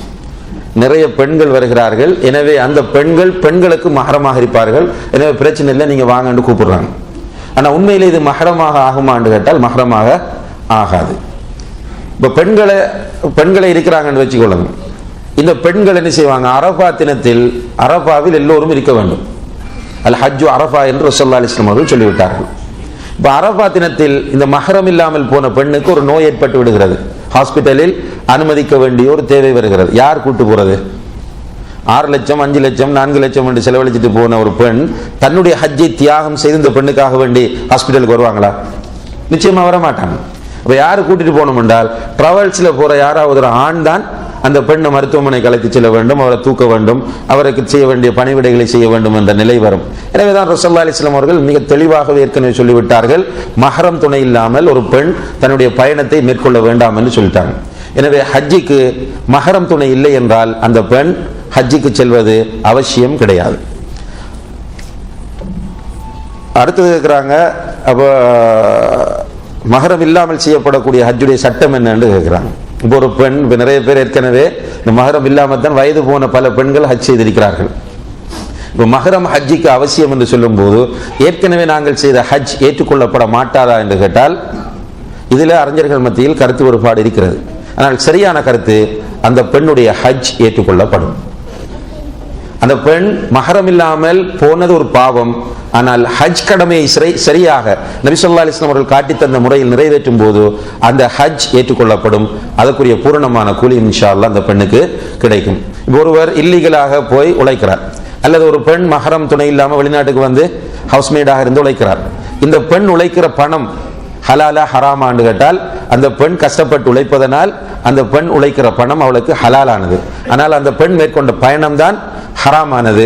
அதே போன்று இந்த பெண் மேற்கொண்ட பயணம் ஹராமானது, அவருடைய ஹஜ் சேரும் என்ற கருத்து தான் அல்லாஹு ஆலம் மிக சரியான கருத்தாகும்.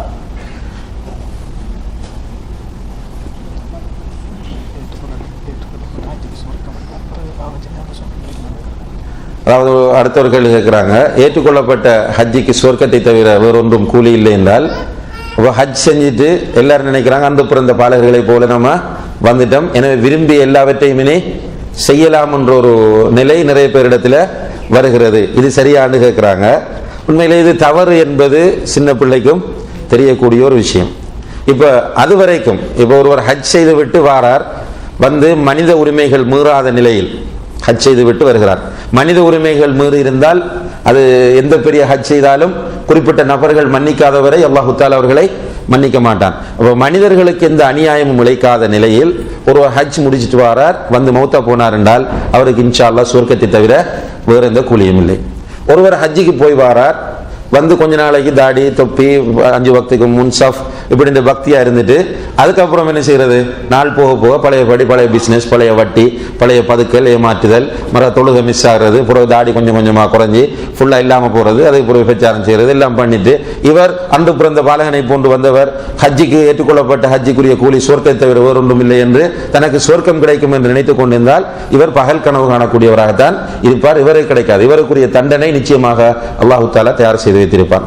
இதுல நம்ம புரிந்து கொள்ள வேண்டிய விஷயம் என்னென்றால், இப்ப இருக்கிற கரைகள், இப்ப இருக்கிற இந்த ஒரு ஆன்மீக வறுமை, இந்த நிலைகளிலிருந்து நம்மை புடம் போடுவதற்கு, நம்மை சீர் செய்து கொள்வதற்கு இந்த ஹஜ் என்பது மிகப்பெரிய ஒரு சந்தர்ப்பம். அதிலிருந்து நம்ம என்ன செய்யணும், தொடர்ந்து நம்மை நாம் பாதுகாத்து இபாதத்துகளில் ஈடுபாடு உள்ளவர்களாக மாற்றணும். இந்த ஒரு குர்ஆன் வசனம் வருகிறது, வல்லதீன யுத்தூன மா ஆத்தவ குலூபுஹும் வஜிலா, அதாவது அல்லாஹ் கொடுத்ததிலிருந்து செலவு செய்கிறார்கள், அவர்களுடைய உள்ளங்களில் ஒரு பயம் இருக்கிறது என்று அல்லாஹு தஆலா சொல்லக்கூடிய அந்த வசனத்தை ஆயிஷா நாயகி கேட்டுவிட்டு, யா ரசூலல்லாஹ், இது விபச்சாரம் செய்கிறவர்கள், மதுபானம் அருந்துகிறவர்களை பற்றியா சொல்கிறது என்றதும் ரசூலுல்லாஹி அலைஹி வஸல்லம் அவர்கள் சொன்னார்கள், இல்லை சித்திகின் மகளே, இது தொழுது நோன்பு பிடித்து விட்டு இதை அல்லாஹ் நம்மிடமிருந்து ஏற்றுக்கொள்வானா என்று பயப்படக்கூடிய மக்களை பற்றி பேசுகிறது என்று ரசூலுல்லாஹி அலைஹி வஸல்லம் அவர்கள் அந்த வசனத்துக்கு விளக்கம் சொன்னார்கள். அதாவது நல்ல மனிதர்கள் செய்கிற வணக்கம் அல்லாஹ்விடம் ஏற்றுக்கொள்ளப்பட வேண்டும் என்ற பயத்தோடு இருப்பார்கள். அவர்களுடைய அமல் ஏற்றுக்கொள்ளப்பட்டதற்குரிய ஒரு அடையாளங்களில் ஒன்று என்னவென்றால், அந்த அமல்களை தொடர்ந்து அவர்கள் நல்ல அமல்களை செய்வார்கள். நல்ல அமல்கள் செய்துவிட்டு பாவம் செய்ய ஆரம்பிக்கிறார்கள் என்றால் அந்த அமல்கள் ஏற்றுக்கொள்ளப்படவில்லை என்பது அதனுடைய அர்த்தமாக இருந்து கொண்டிருக்கிறது. ஹஜ்ஜுடைய தவாப் செய்த பிறகு 2 ரக்காத் சுன்னத் தொழணுமான்னு ஒரு கேள்வி கேட்குறாங்க. இப்போ உம்ராவுடைய தவாப் முடிந்ததுக்கு பிறகு மக்காம் இப்ராஹிம் அல்லது அந்த ஏரியாவில் நின்று 2 ரக்காத் சுன்னத் தொழ வேண்டும் என்று சொன்னோம். அதே போன்று ஹஜ்ஜுடைய தவாஃபை பொறுத்தவரையில் அதற்கு பிறகு 2 ரக்காத் சுன்னத் தொழ வேண்டும் என்ற அவசியம் கிடையாது. ரசூலுல்லாஹி அலைஹி வஸல்லம் அவர்கள் அதை வலியுறுத்தவில்லை. இப்போ இன்னும் ஒரு கேள்வி கேட்குறாங்க என்றால், முஸ்தலிஃபாவில் ஒரு சகோதரர் தூங்குகிறார். தூங்கும் போது அவர் கனவில் ஸ்கலிதமாகி விடுகிறார். அவருக்கு இந்திரியம் வெளிப்பட்டு விடுகிறது. இந்த நேரத்தில் அவர் என்ன செய்வது என்று கேட்குறாங்க. அவர் அங்கே குளிக்கிறதுக்கு சான்ஸ் இருந்தால் குளித்து கொள்ள வேண்டும். குளிப்பதற்கு வாய்ப்பில்லை என்றால் அவர் தயமம் செய்து கொண்டால் போதுமானது. அல்லாஹு தஆலா அலம்.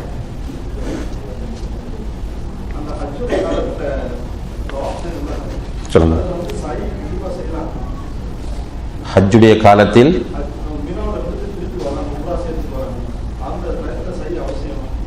அதாவது நம்ம இப்போ தெளிவுபடுத்தினோம் என்னென்றால், ஒரு ஹஜ்ஜிக்கு இஃப்ராத் என்ற ஹஜ், இஃப்ராத் என்ற முறையில் ஹஜ் செய்கிற ஒருவர் போனவுடன் தவாஃப் செய்வார். அதற்கு தவாஃபுல் குதூம் என்று பெயர். அதோடு சேர்த்து அவர் சாய் செய்து விட்டாராக இருந்தால் பிறகு அவர் ஹஜ்ஜுடைய தவாஃப் செய்தால் போதும், சாய் செய்ய வேண்டிய அவசியம் இல்லை. ஆனால் தமத்து அடிப்படையில் ஹஜ் செய்யக்கூடிய ஒருவர் முதலில் உம்ராவை முடிப்பார்.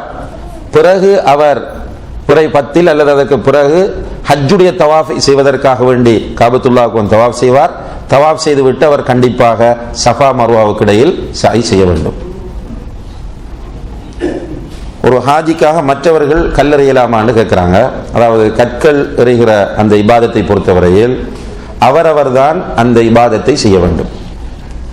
அப்போ 10வது நாளும் சரி அல்லது அதுக்கு பிறகும் சரி கல்லெறியும் போது அவரவர் தான் அவருடைய கற்களை எறிய வேண்டும். ஆனால் உண்மையிலே கல்லெறிய முடியாத ஒரு சந்தர்ப்ப சூழ்நிலை ஒருவருக்கு உருவாகிறது. நோய்வாய்ப்பட்டு விட்டார், நடக்க முடியாத ஒரு நிலைக்கு தள்ளப்பட்டு விட்டார். இப்படியான நேரத்தில் அவருக்கு பதிலாக இன்னும் ஒருவர் கல்லெறியலாம். ஆனால் அப்படி எறிவதற்குரிய கண்டிஷன் என்னென்றால், ஃபர்ஸ்ட்டுக்கு அவர் தனக்கு அறிந்து கொள்ள வேண்டும். இப்போ நான் இவருக்காக கல்லெறிய போகிறேன் என்றால் முதலில் என்னுடைய கற்களை எறிந்துவிட்டு தான் அடுத்ததாக இவருக்கு நான் கல்லெறியலாம். இது தவிர்க்க முடியாத சந்தர்ப்பத்தில் மாத்திரம் அனுமதிக்கப்படும். பொதுவாக இது முடியுமானவர்கள் மற்றவர்களிடம் கொடுத்து கல்லெறி வைக்க முடியாது.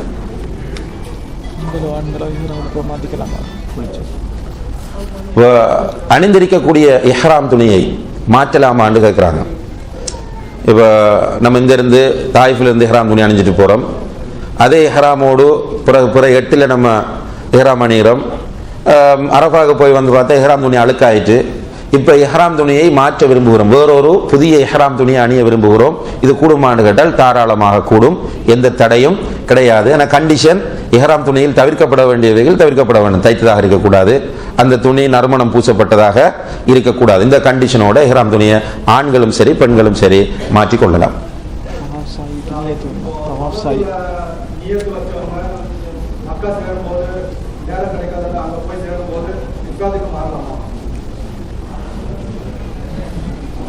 நல்ல ஒரு கேள்வி கேட்குறாங்க. அதாவது தமத்து அடிப்படையில் ஹஜ் செய்ய நினைத்த ஒருவர் அங்கே போய் சேர்றார், அவருக்கு டைம் கிடைக்கல. எப்படி டைம் கிடைக்கல என்றால், அவர் போய் சேரும்போது புற 9 ஆயிடுச்சு. புற 9 ஏதோ இடையில் ஏற்பட்ட வாகன தடங்களினால் போய் சேரும்போது புற 9 ஆயிடுச்சு. இப்போ புற 9 ஆனால் இவர் எங்கே போகணும்? எடுத்தெடுப்பிலேயே அரஃபாவுக்கு தான் போகணும். இப்போ தமத்து அடிப்படையில் ஹஜ் செய்வதாக இருந்தால் அவர் முதல்ல உம்ரா முடிச்சு அதிலிருந்து விடுபட்டு அதுக்கு பிறகுதான் இந்த இதுக்கு வரணும். இந்த முறை கூடும் என்று ஷேக், இந்த சவுதி அரேபியாவில் வந்து மிக பிரபல்யமான ஒரு ஆலிம் ஷேக் முஹம்மது இப்னு சாலிஹ் அல் உதைமின் ரஹிமஹுல்லாஹ் அவர்கள் இந்த முறையில் நியத்தை மாற்றிக்கொள்ளலாம் என்று சொல்கிறார்கள். இவர் மீது எந்த குற்றமும் இல்லை. வல்லாஹு தஆலா அலம். தவாப் செய்யும் போதும் சாய் செய்யும் போதும் என்ன நியத்து வைக்க வேண்டும் என்று கேட்கிறாங்க. அது மெயினாவார நியத்தான். நம்ம ருக்கு செய்யக்குள்ள என்ன நியத்து வைக்கிறோம்? சுஜூது செய்யும் போது என்ன நியத்து வைப்போம்? தொழுகையில் தக்பீர் கட்டும் போது என்ன நியத்தை நம்ம வைத்துக் கொள்கிறோமோ அதுதான் ருக்குவுக்கும் சுஜூதுக்கும் உரிய நியத்து. அதே போன்றுதான் தவாஃபை பொறுத்தவரையில் ஹஜ்ஜுக்கு நீங்க நியத்து வைத்துக் கொண்ட அந்த நியத்து தான் தவாஃபுக்கும் சாய்க்கும் உரிய நியத்தை தவிர இதற்காக வேண்டி செப்பரேட்டா ஸ்பெஷலா நியத்து வைக்க வேண்டிய இந்த அவசியமும் கிடையாது. பெற்றோருக்கு அடுத்தவர் ஹஜ் செய்யலாமான்னு கேட்குறாங்க. அதாவது நம்ம ஏற்கனவே பெற்றோருக்கு பிள்ளைகள் ஹஜ் செய்யலாம் என்ற விஷயத்தை சொன்னோம். இதில் இந்த கேள்வியில் உள்ள விஷயம் இருந்தால் வேறொருவர் செய்யலாமான்னு கேட்குறோம். உதாரணமாக என்னுடைய தாய்க்காக வேண்டி இவர் ஹஜ் செய்யலாமா அப்படின்னு கேட்டால் மார்க்கத்தில் அதற்கு அனுமதி இருக்கிறது. ரசூலுல்லாஹி அலைஹி வஸல்லம் அவர்கள் அந்த ஹஜ்ஜத்துல் விதாவுக்கு செல்லும் போது ஒருவர் நியத்து வைக்கிறார், லப்பைக அன் ஷுப்ருமாண்ட், ஷுப்ருமாவுக்காக வேண்டி நான் ஹஜ் செய்ய போகிறேன். ஷுப்ருமாண்டால் யாருன்னு ஒரு சொந்தக்காரால் என்று சொல்றார். ரசூலுல்லாஹி அலைஹி வஸல்லம் சொன்னாங்க, முதல் உனக்கு ஹஜ் செய்து விட்டு அதுக்கு பிறகு ஷுப்ருமாவுக்கு ஹஜ் செய்ய என்று சொன்னார்கள். எனவே ஒருவர் தனக்கு ஹஜ் செய்திருந்தால் வேறொருவருக்கு, என்னுடைய பெற்றோருக்கு வேறொருவர் ஹஜ் செய்யலாம், அதே போன்று அடுத்தவர்களுடைய பெற்றோருக்கு நான் செய்யலாம். இதில் மார்க்கத்தில் எந்த தடையும் இல்லை. சாயி செய்யும் போது மற்ற திக்ருகள் லா இலாஹ இல்லல்லாஹ் சுப்ஹானல்லாஹ் போன்றவற்றை ஓதலாமான்னு கேட்கிறாங்க. சாயி செய்யும் போது விரும்பிய துவாக்களை, விரும்பிய திக்ருகளை ஓதிக்கொள்ளலாம். குர்ஆன் ஓதலாம், மௌனமாக சும்மா போகலாம். இதுக்கு எதுதான் ஓத வேண்டும் என்ற எந்த ஒரு நிபந்தனையும் கிடையாது. இது திறந்த ஒரு இடம். எனவே சஃபாவிலும் மர்வாவிலும் குறிப்பிட்ட திக்ரை ஓதிவிட்டு மற்ற சந்தர்ப்பங்களில் எல்லாம் நிறைய நம்ம துவா செய்து கொள்ளலாம். சில சலஃபுகளை பற்றி சொல்லும் போது குறிப்பிடுகிறார்கள், அவர்கள் ஹஜ்ஜில் ஆயிரக்கணக்கானவர்களுடைய பெயர்களை சொல்லி சொல்லி துவா செய்வாங்களாம்.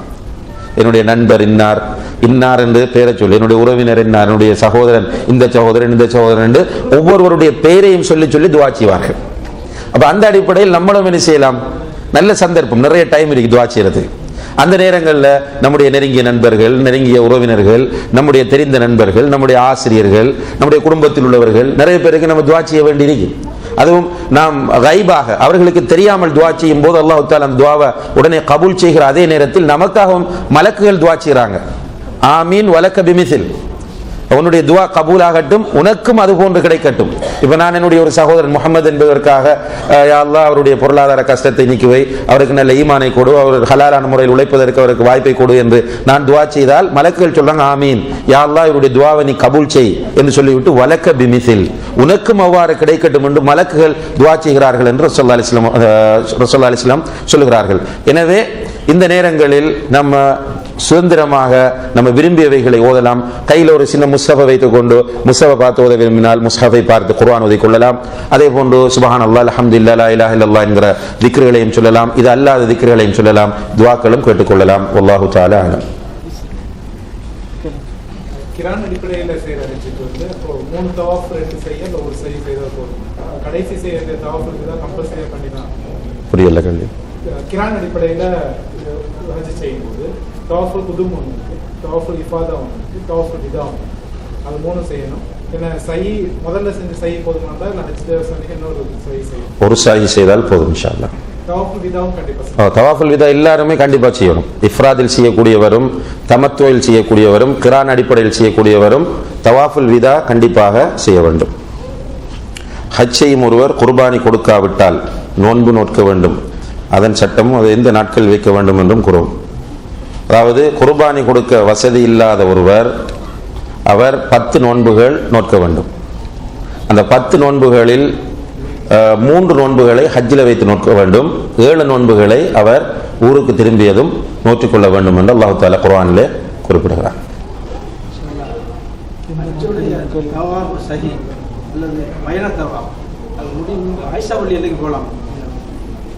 சொல்றேன் அந்த நாட்களை பொறுத்து அந்த கேள்வியில் ஒரு ஏற்கனவே சொன்ன கேள்வியில் என்னென்றால் எந்த நாட்களில் வைக்க வேண்டும் என்று கேட்குறாங்க. ஹஜ்ஜில் 3 நாட்கள், ஹஜ்ஜில் இருக்கும் போது 3 நாட்கள், அது எந்த நாட்கள் என்பதை நீங்கள் சூஸ் பண்ணிக்கொள்ளலாம். அடுத்தது 7 நாட்கள் வீட்டுக்கு திரும்பினது கூட உங்களுடைய வசதிப்படி நீங்கள் அதை அமைத்துக் கொள்ளலாம். ஆனால் அது கடன், எனவே அவசரமாக அதை முடித்துக் கொள்வது சிறந்தது. இந்த 10 நாட்களில் ஒரு மனிதன் செய்கிற அமல் அல்லாஹ்வுக்கு மிகவும் விருப்பமானது. வேறு எந்த காலத்திலும் செய்கிற அமலை விட அல்லாஹ்வுக்கு விருப்பமானது இந்த 10 நாட்களிலும் செய்யக்கூடிய அமல். அப்ப இந்த செய்தியை ரசூலுல்லாஹி அலைஹி வஸல்லம் சொன்ன உடனே சஹாபாக்கள் கேட்கிறாங்க, அல்லாஹ்வுடைய தூதரே ஜிஹாத் செய்வதை விடவும் அல்லாஹ்வுக்கு விருப்பமானது? ஆம், ஜிஹாத் செய்வதை விடவுமே இந்த பகுதியில் செய்யக்கூடிய அமல்கள் அல்லாஹ்வுக்கு விருப்பமானது என்று சொல்லிட்டு என்ன சொன்னாங்க என்றால், ஒருவர் தன்னுடைய பொருள் உயிரோடு ஜிஹாதுக்கு சென்று எதுவுமே இல்லாத நிலையில் திரும்புகிறார், அதாவது உயிரையும் உடமையும் இழந்து விட்டார் என்றால் அவரை தவிர என்றார்கள். அல்லாஹ்வுக்கு இந்த அமல்கள் எல்லாவற்றையும் விட மிக பிடித்தது எது? அல்லாஹ்வுடைய பாதையில் கொலை செய்யப்படுவது. இப்ப ஷஹீதுடைய எல்லா பாவங்களையும் அல்லாஹ் மன்னித்து விடுவான். அல்லாஹ்வுடைய பாதையில் போராடி கொலை செய்யப்படக்கூடிய ஒரு மனிதனுடைய எல்லா பாவங்களையும் மன்னிப்பான், கடனை தவிர என்று ஸல்லல்லாஹு அலைஹி வஸல்லம் சொன்னார்கள். எனவே கடன் என்பது ஒரு பாரதூரமான பிரச்சனை. இந்த உலகத்தில் கொஞ்ச நாளைக்கு இன்பமாக இருப்பதற்காக வேண்டி, சுகமாக இருப்பதற்காக வேண்டி கடன் பட்டு கொண்டு அந்த கடனத்திலிருந்து இழுத்தடிக்கக்கூடியவர்களை அல்லாஹ் வெறுக்கிறான். அல்லாஹ்வுக்கு பிடிக்காத ஒரு கூட்டம் கடனை கொடுக்காமல் இழுத்தடிப்பவர்கள். எனவே கடனை முதலாவது முடிக்க வேண்டும். இப்ப கடன் கொடுத்தவர்கள் என்னுடைய கடனை திருப்பித்தா என்று கேட்டுக்கொண்டிருக்கும் போது இவர் ஹஜ் செய்யக்கூடாது. இன்னும் ஒரு வகையான கடன் இருக்கிறது. நெருங்கிய நண்பர்கள், இப்போ நான் இவருக்கு ஒரு 10 லட்சம் கடன் கொடுமதிக்கு ஹஜ்ஜிக்கு போகணும் இவருடைய மஷூரா பண்றேன். அவர் சொல்றார் நீங்க விரும்பினா போய் வாங்க என்று சொல்றார். அப்ப இவருடைய விருப்பத்தோடு நான் ஹஜ்ஜிக்கு போக விரும்பினால் அவர் இப்ப நான் மௌத்தானா ஹலால் சொல்லுவார். அல்லது எனக்கு நான் சொல்றேன் நான் மௌத்தானன் என்றால் என்னுடைய ஒரு லேண்ட் இருக்கிறது, அதை நீங்கள் எழுதி எடுத்துக்கொள்ளுங்கள் என்றதை பொறுப்பாக்கி போறேன் என்றால் இப்படி கடனோடு செல்வதில் எந்த விதமான தப்பும் கிடையாது. இது மார்க்கத்தில் அனுமதிக்கப்பட்டிருக்கிறது. அடுத்த கேள்வி என்ன கேட்டார்? ஹஜ்ஜிக்கு போறதுக்காக வேண்டி நகைகளை வங்கியில வைத்து அல்லது வேற எங்கேயாவது ஒரு இடத்துல அடகு வைத்து விட்டு அந்த பணத்தை எடுத்து போலாமான்னு கேட்டால், ஹஜ்ஜிக்கு போகும்போது அதற்காக செலவு செய்கிற பணம் ஹலாலான பணமாக இருக்க வேண்டும். ஹராமான பணத்தில் செய்யப்படுகிற ஹஜ்ஜை அல்லாஹ் ஏற்றுக்கொள்ள மாட்டான். இன்னமா யதகப்பலுல்லாஹு மினல் முத்தகீன், தக்வா உள்ளவர்களிடம் இருந்துதான் அல்லாஹ் ஏற்றுக்கொள்வான். இன்னல்லாஹ தஆலா தய்யிபுன் லா யக்பலு இல்லா தய்யிபா, அல்லாஹ் பரிசுத்தமானவன், பரிசுத்தமானவைகளை தவிர வேறு எதையும் அல்லாஹ் ஏற்றுக்கொள்ள மாட்டான் என்று ஸல்லல்லாஹு அலைஹி வஸல்லம் சொல்லிட்டாங்க. எனவே ஹஜ்ஜிக்கு போகிற பணம் பரிசுத்தமாக இருக்க வேண்டும். அடகு வைத்து எடுத்துக்கொண்டு செல்கிற பணம் பரிசுத்தமான பணம் கிடையாது, வட்டிக்கு துணை போன பணம். எனவே பெரும்பாவம் செய்து கொண்டு ஹஜ்ஜி திருடின பணம் அல்லது சூதாடி பெற்ற பணம் அல்லது மற்றவர்களை ஏமாற்றி அபகரித்த பணம், இந்த பணத்தால் ஹஜ் செய்வதில் அல்லாஹுக்கு எந்த தேவையும் கிடையாது. இவ்வாறான ஹஜ்கள் ஏற்றுக்கொள்ளப்படவும் மாட்டாது.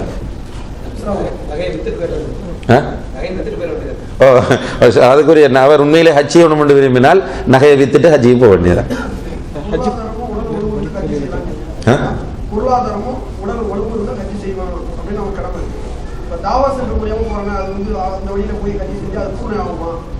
நல்ல ஒரு கேள்வி இது. என்ன நம்ம நாடுகளில் இருக்கக்கூடிய ஒரு திங்கிங் என்னென்றால், ஹஜ்ஜிக்கு ஊர்ல இருந்து தான் போகணும், 6 லட்சம் கொடுத்து தான் போகணும், அப்படி போனா தான் ஊராக்கள் அதை ஹஜ் அக்செப்ட் பண்ணுவாங்க. இவர மனசுல என்ன வந்திருந்தால், நான் ஹஜ் செய்ததான், ஆனால் அங்க மக்காவில் வேலை செய்யும் போது ஹஜ் செய்தன், ஜித்தாவில் இருக்கும் போது ஹஜ் செய்தன், எனவே எனக்கு ஹஜ் திருப்தி இல்லை, ஒரு வாட்டி இங்கிருந்து போகணும் என்று அப்படி ஒரு நியத்து வைப்பார். ஆனால் ஹஜ்ஜுக்கு செல்வதற்கு ஒருவருக்கு வாய்ப்பு கிடைத்தால் அவர் ஹஜ் செய்வது கடமையாகும்.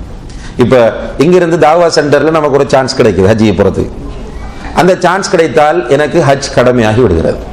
ஹஜ்ஜிக்கு செல்வதற்கு யாருக்கு சக்தி இருக்கிறதோ, இவனுக்கு சக்தி அல்லாஹ் தஆலா தந்து என் மீது அதை கடமையாக்குகிறார். இப்போ ஒரு சும்மா ஒரு குலுக்கல் முறையில் ஒரு போட்டி ஒன்று வைத்து தெரிவு செய்யும் போது என்னுடைய பெயர் அதில் வந்துச்சு. இப்போ ஹஜ்ஜிக்கு போவதற்கான வழி எனக்கு திறக்கப்பட்டிருக்கிறது. இப்போ நான் ஹஜ் செய்யாமல் விட்டால் நான் பாவம் செய்கிறேன். எனவே என் மீது ஹஜ் கடமையாகும் போது நான் ஹஜ்ஜை செய்ய வேண்டும். இப்போ மக்காவில் இருக்கிற நேரத்தில் எனக்கு ஹஜ் செய்யறதுக்கு வழி இருந்தால் நான் அங்கே ஹஜ்ஜை செய்து கொள்ள வேண்டும். ஜித்தாவில் இருக்கும் போது எனக்கு ஹஜ் செய்யறதுக்கு வசதி கிடைக்குமா, போய் வாரத்துக்கான வசதி கிடைக்குமா இருந்தால் அங்கிருந்து நான் ஹஜ்ஜை செய்து கொள்ள வேண்டும். இது பூரணமான ஹஜ் ஆகும். இங்கிருந்து போறதுனால அந்த ஹஜ் அரைகுறையான ஹஜ், அந்த ஹஜ்ஜிக்கு பூரணமான கூலி கிடைக்காது என்று யாராவது சொன்னால் அவர்களுடைய அந்த கருத்து தவறானது. அல்லாஹு அலம். கல்லறையும் இடத்தில் எப்படி துவா கேட்கிறேன்னு கேட்கிறாங்க. அதுல என்னென்றால், முதலாவது ஜம்ரத்துல் ஊலாவிலையும் ஜம்ரத்துல் உஸ்தாவிலையும், முதலாவது கல்லறைகிற இடத்திலும் இரண்டாவது கல்லறைகிற இடத்திலும் கல் எறிஞ்சிட்டு நம்ம காபத்துல்லாவை நோக்க முடியுமாக இருந்தால், அந்த இடங்கள்ல சில முறைகள் இருந்தாலும் கூட இந்த நம்ம மக்காம் இப்ராஹிம் பின்னால நின்று 2 ரக்காத் சுன்னத் தொழுவது போன்றுதான் அந்த நிலைமைகளை எல்லாம் நாம் புரிந்து கொள்ள வேண்டும். குறிப்பிட்ட முறையில் தான் அதை செய்ய வேண்டும் என்று அந்த இடத்துல நம்ம ரிஸ்க் எடுத்துக்கொண்டு மற்றவர்களுக்கு தொல்லை கொடுத்து கொண்டு நிற்கக்கூடாது. இப்போ முதலாவது ஜமராவில் கல்லறிந்துட்டு காபாவை நோக்கி துவா செய்ய முடியும் என்றால் துவா செய்ய, அல்லது எந்த பொசிஷன்ல துவா செய்ய முடியுமோ அந்த நிலையில் நின்று துவா செய்து கொள்ள வேண்டும். அதே போன்று இரண்டாவது ஜமராவிலும் எந்த நிலையில் நின்று துவா செய்ய முடியுமோ அந்த நிலையில் துவா செய்து கொள்ள வேண்டும். மூன்றாவது எறிந்து விட்டு அந்த இடத்திலிருந்து திரும்பி வந்துவிட வேண்டும்.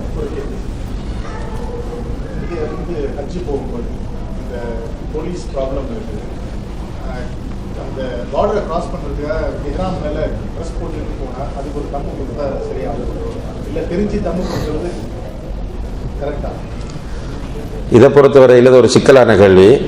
அதாவது முதலாவது விஷயம் என்னென்றால், ஹஜ்ஜுக்கு செல்வதற்கு சரியான வழி இருக்கும்போது தான் ஹஜ்ஜுக்கு செல்ல வேண்டும், ஹஜ் கடமையாகும்.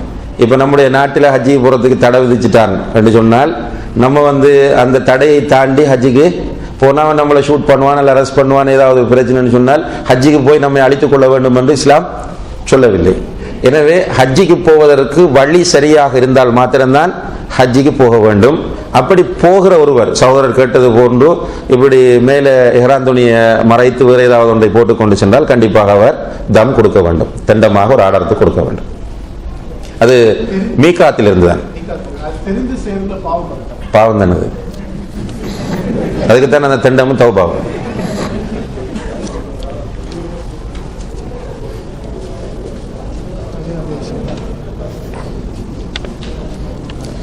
விசிட்டிங் விசாவில் வந்து ஹஜ் செய்வது கூடுமானால், எந்த விசாவாக இருந்தாலும் ஹஜ் செய்வதற்குரிய வழி சரியான முறையில் கிடைக்குமாக இருந்தால் அந்த வழியில் ஹஜ் செய்வது கூடும். ஆனால் வழி மூடப்படுமாக இருந்தால் அந்த வழியை தாண்டி கொண்டு செல்வது கூடாது. நம்ம ஏற்கனவே சொன்னதை போலதான் ஒரு மஹ்ரமான துணை இல்லாமல் பெண் ஹஜ்ஜுக்கு செல்வதை போலதான் இந்த பிரச்சனையும். அவர் ஹஜ் செய்தால் அவருடைய ஹஜ் கூடும் இன்ஷா அல்லாஹ், ஆனால் அவருடைய பயணம் பிழையானது.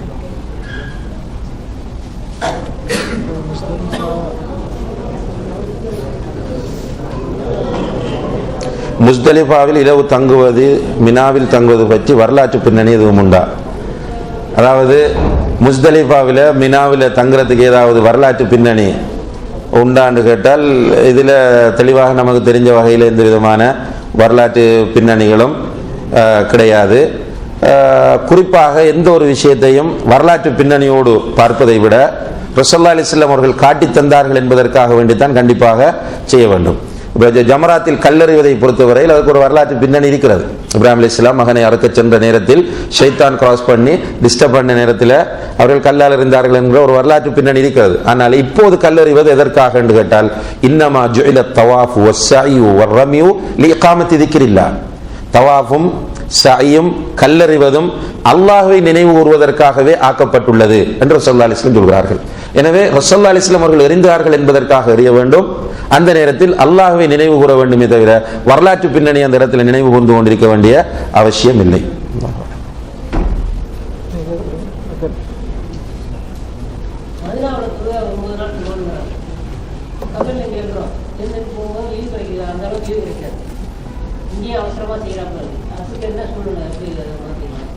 நல்ல ஒரு கேள்வி. என்னென்றால், பொதுவாக நம்முடைய நாடுகளிலிருந்து வரக்கூடிய மக்களிடத்திலும் தமிழ் பேசக்கூடிய மக்களிடத்திலும் இருக்கக்கூடிய ஒரு சிந்தனை என்னென்றால், மதீனாவில் 8 நாட்கள் 40 வக்து, 8 நாட்கள், அதாவது 40 வக்து தொழுகை அங்கே தொழ வேண்டும்.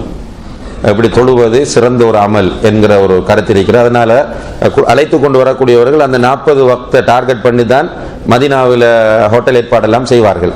ஆனால் உண்மையிலே இது தொடர்பாக வரக்கூடிய ஹதீஸ் மிகவும் பலவீனமான ஒரு ஹதீஸாகும். இப்படி 40 வக்து தொழ வேண்டும் என்று ரசூல் ஸல்லல்லாஹு அலைஹி வஸல்லம் அவர்கள் நிர்ணயித்ததாக சஹீஹான இந்த ஹதீஸும் கிடையாது. எனவே அதுக்கு நம்ம ரிஸ்க் எடுக்க வேண்டிய எந்த அவசியம் இல்லை. ஆனால் மதீனா பள்ளியில் ஒரு தொழுகை தொழுதால் ஏனைய பள்ளிகளில் 1000 தொழுகை தொழுத சிறப்பை அது நமக்கு பெற்றுத்தரும். எனவே எவ்வளவு முடிகிறது, 40 வக்து இல்லை, நமக்கு ஃபுல்லாக அங்கிருந்து வாழ்ந்து மரணிக்க முடியும் என்றால் அங்கிருந்து வாழ்ந்து மரணிப்பது சிறந்தது. ரசூலுல்லாஹி அலைஹி வஸல்லம் அவர்கள் அதை நமக்கு ஆர்வம் ஊட்டியிருக்கிறார்கள். மதீனாவில் வாழ்ந்து மரணிக்க முடியுமா இருந்தால் மதீனாவில் நீங்கள் வாழ்ந்து மரணித்துக் கொள்ளுங்கள் என்று சொன்னார்கள். அப்படி அங்கே நமக்கு போக கிடைத்தால் எவ்வளவு தொழ முடிகிறதோ அவ்வளவு நம்ம தொழுது கொள்ளலாம். இதற்காக வேண்டி 40 வக்துக்கள் என்று நிர்ணயம் செய்கிறது மார்க்கத்தில் உள்ள விஷயம் கிடையாது. இது தவறானது. மஹரம் துணை என்று சொன்னால் ஒரு பெண் திருமணம் செய்வதற்கு தடுக்கப்பட்ட ஆண் துணை. ஒரு பெண் அவள் திருமணம் செய்வதற்கு தடுக்கப்பட்ட ஆண் துணையும் அவளுடைய கணவனும், இவர்கள்தான் மஹரமாக கருதப்படுவார்கள். இப்போ ஒரு பெண்ணுக்கு அவளுடைய கணவன் மஹரம், அதே போன்று தந்தை, உடன் பிறந்த சகோதரன், தாயின் சகோதரன், இவர்களெல்லாம் அவருடைய மகன், இவர்கள் எல்லோரும் மஹரம்கள் என்று அழைக்கப்படுவார்கள். அல்லாஹு அலம்.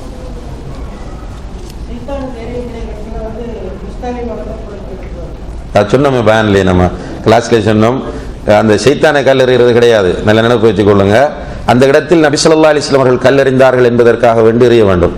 இந்த ஷைத்தானுக்கு எறிவது என்ற கருத்து பதிவு செய்யப்பட்ட காரணத்தினால நிறைய பேர் உள்ள இருந்து திரும்பி வரும்போது ஷைத்தானா திரும்பி வராங்க. பார்க்கிறோம், இந்த ஆவேசம், ஷைத்தான் நம்மளை வழிகெடுத்தவன், வட்டி வாங்க வைத்தவன், விபச்சாரம் செய்த வைத்தவன், இந்த ஷைத்தான் என்று பெரிய ஒரு கல்லெடுத்து எறிகிறாங்க. இருந்தால் யாராவது அவனுடைய தலையில் பட்டு அவனுடைய தலையிலிருந்து இரத்தம் ஓடுகிறது. அதை பார்க்கிறோம். சில செருப்பை கழட்டி வீசி எறிகிறாங்க. இந்த ஷைத்தான் இந்த இடத்திலே கொலை செய்து விட்டு போகணும். அங்கே ஷைத்தான் எதுவும் கிடையாது.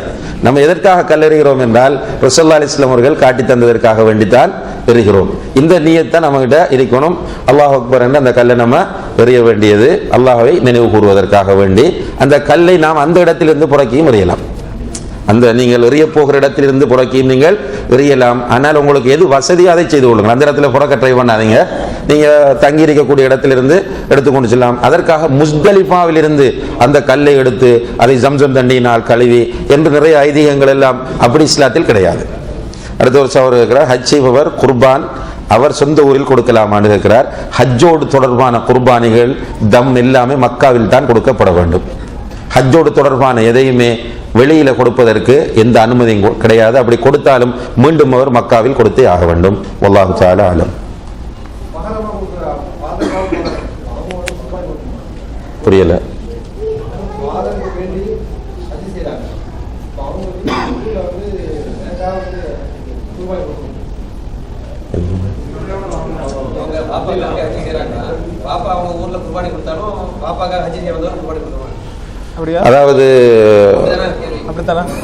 அதாவது இப்போ ஹஜ்ஜோடு சம்பந்தமானது குர்பானி கிடையாது. அதாவது குர்பானி நம்ம காமனான ஒரு சொல்லாக அதை பயன்படுத்தினாலும் ஹஜ்ஜோடு தொடர்பான அந்த குர்பானிக்கு பேர் ஹதி என்று சொல்றார். அல் ஹதியு.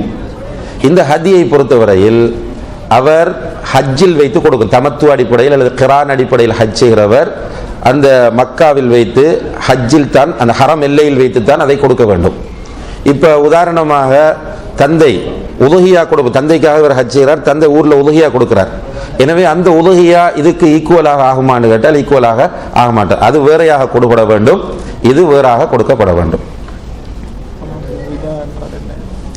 அடுத்தது ஒரு சகோதரர் கேட்கிறார், தவாஃபுல் விதா என்றால் என்னென்று. தவாஃபுல் விதா என்பதை நம்முடைய பாஷையில் பயண தவாஃப் என்று வைத்திருக்கிறோம். ரசூல் ஸல்லல்லாஹு அலைஹி வஸல்லம் அவர்கள் சொன்னார்கள், லா யன்ஃபிரன்ன அஹதுக்கும் ஹத்தா யகூன ஆகிரு அஹ்திஹி பில் பைத்.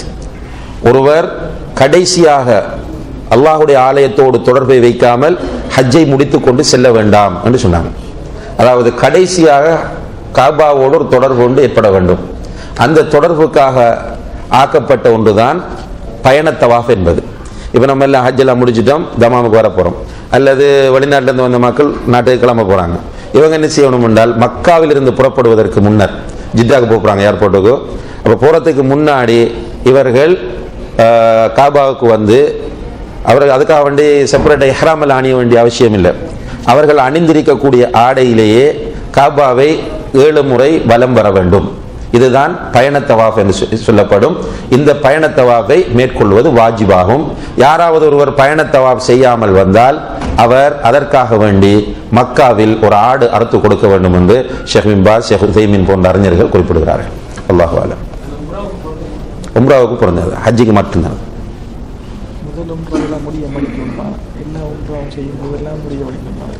அதாவது ஒரு சகோதரர் இருக்கிறார், ஃபர்ஸ்ட் உம்ராக்கு மட்டும்தான் முடியை மலிக்க வேண்டுமா, அல்லது ஒரு டைம் ஃபர்ஸ்ட்டுக்கு வலித்து விட்டு பிறகு மற்றதுக்கெல்லாம் ஷார்ட் பண்ணால் போதுமா, அல்லது எல்லாத்துக்குமே வலித்து கொண்டிருக்க வேண்டுமான்னு கேட்கிறார்.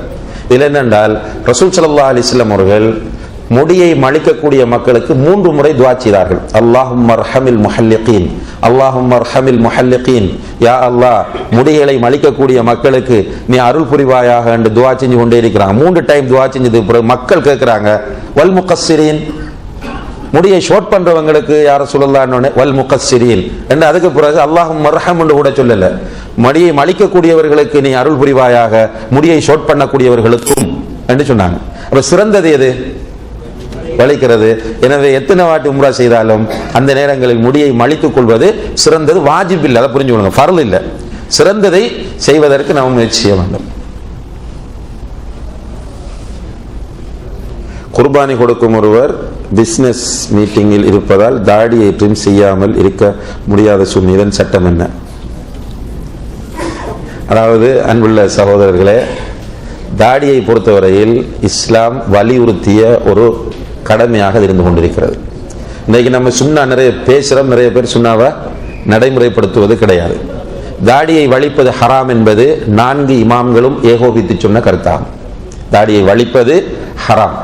எனவே இந்த தாடியை மலித்துக் கொள்வது என்பது கூடாத ஒரு காரியம். முடியுமானவரை தாடியை பூரணமாக வைப்பதற்கு நம்ம முயற்சி செய்ய வேண்டும். பிஸ்னஸ் மீட்டிங்கா இபாதத்தாண்டு வந்தால் எதை முற்படுத்துவது? இப்போ இந்த பிஸ்னஸ் மீட்டிங் மிஸ் ஆனால் நெக்ஸ்ட் பிஸ்னஸ் மீட்டிங் ஒன்று உங்களுக்கு கிடைக்கவே கிடைக்காது. இதோட உங்களோட தொழில் அடிபட்டு போகிறது என்று சொன்னால் ட்ரிம் பண்ணிக்கொள்ளுங்க. இதுபோல் உங்களால் வாழ முடியாத அளவுக்கு ஒரு நிலைமை இந்த மீட்டிங்கை மிஸ் பண்ணுவதனால் உருவாகுது என்றால் மன்னித்துக் கொள்ளலாம். அப்படி இல்லை என்று சொன்னால் இபாதத்திற்கு தான் முக்கியத்துவம் கொடுக்க வேண்டும். அல்லாஹு தஆலா அந்த அமைப்பில் சிந்திக்கக்கூடிய பாக்கியத்தை நம் அனைவருக்கும் தர வேண்டும். பொருளாதாரத்தை தருகிறவனும் அல்லாஹ், எடுக்கிறவனும் அல்லாஹ். அல்லாஹ் சோதிக்க நாடினால் முழுக்க எடுத்து விடுவான்.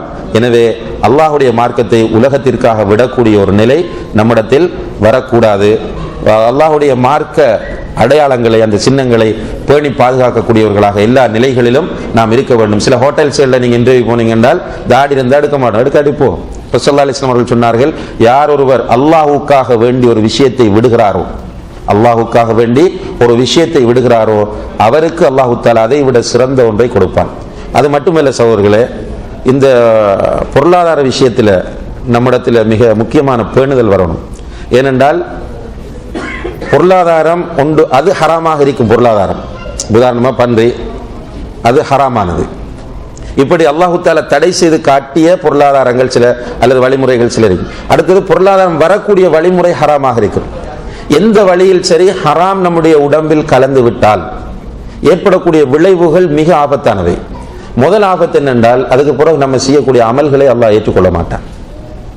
நம்முடைய உடம்புல ஹராமான இரத்தம் ஓடினால் அமல்கள் நம்ம நிறைய செய்வோம், அல்லாஹ் ஏற்றுக்கொள்வானா என்று கேட்டால் அல்லாஹ் ஏற்றுக்கொள்ள மாட்டான்.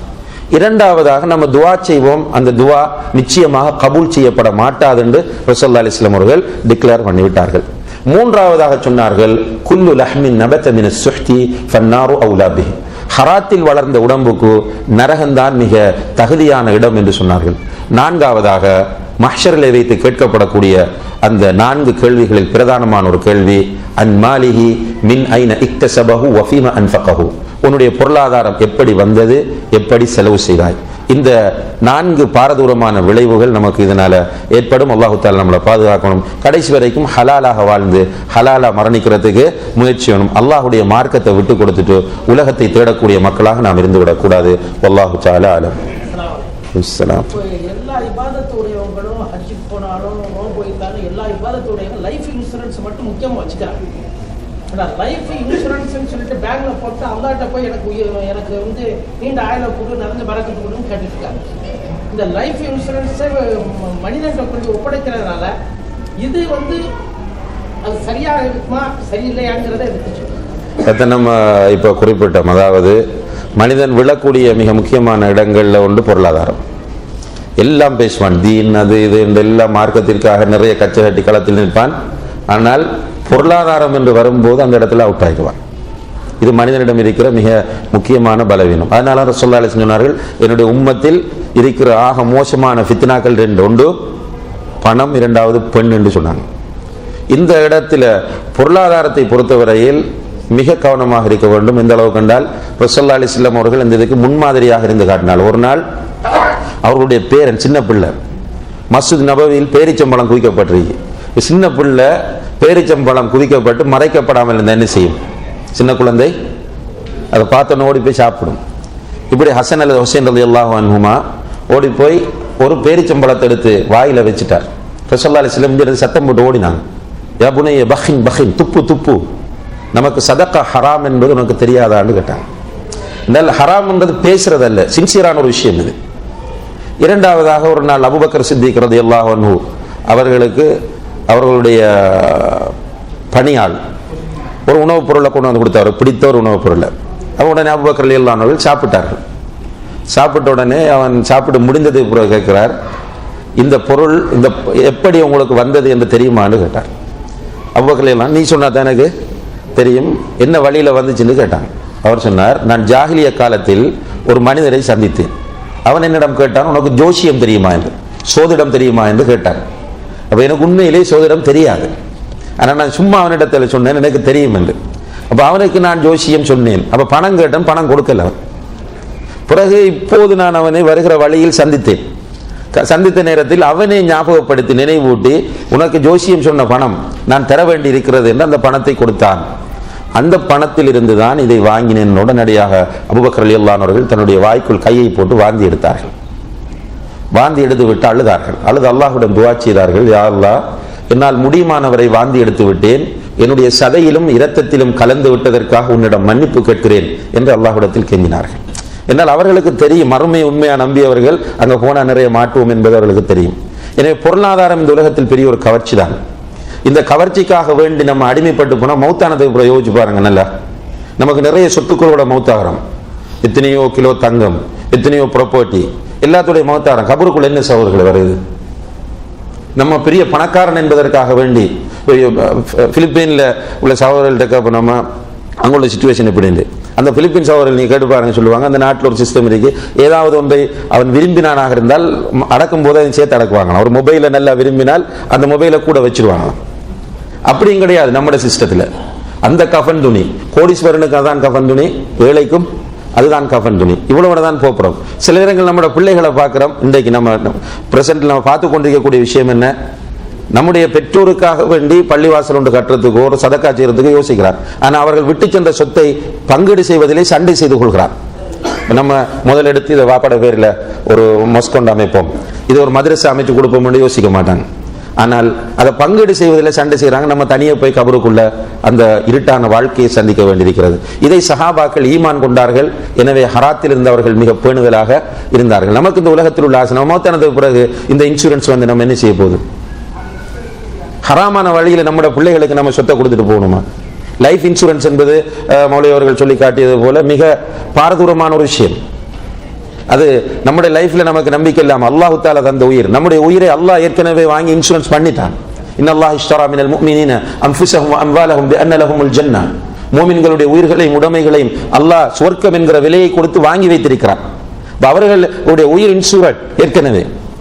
அந்த உயிரை நம்ம மனிதர்களிடம் இன்சூரன்ஸ் பண்ணுவது என்பது கலாக்கதிரை நம்ம மறக்கக்கூடிய ஒரு நிலையை உருவாக்கும், நமக்கு மிக மோசமான விளைவுகளை ஏற்படுத்தும். எனவே லைஃப் இன்சூரன்ஸ் ஹராம் என்பது எல்லா நவீன கால இஸ்லாமிய அறிஞர்களாலும் யோகித்து சொல்லப்பட்ட ஒரு நிலைப்பாடு. எனவே தயவு செய்து எனக்கும் உங்களுக்கு நான் சொல்லிக்கொள்ளக்கூடிய நசியத் என்னவென்றால், இவ்வாறான ஹராம்களிலிருந்து மேக்சிமம் நம்மை நாம் பாதுகாத்துக் கொள்வதற்கு முயற்சி செய்ய வேண்டும். அல்லாஹு தஆலா அதற்கு நம் அனைவருக்கும் தௌஃபீக் செய்ய வேண்டும். وآخر دعوانا أن الحمد لله رب العالمين والسلام عليكم ورحمة الله وبركاته. سبحانك اللهم وبحمدك أشهد أن لا إله إلا أنت أستغفرك.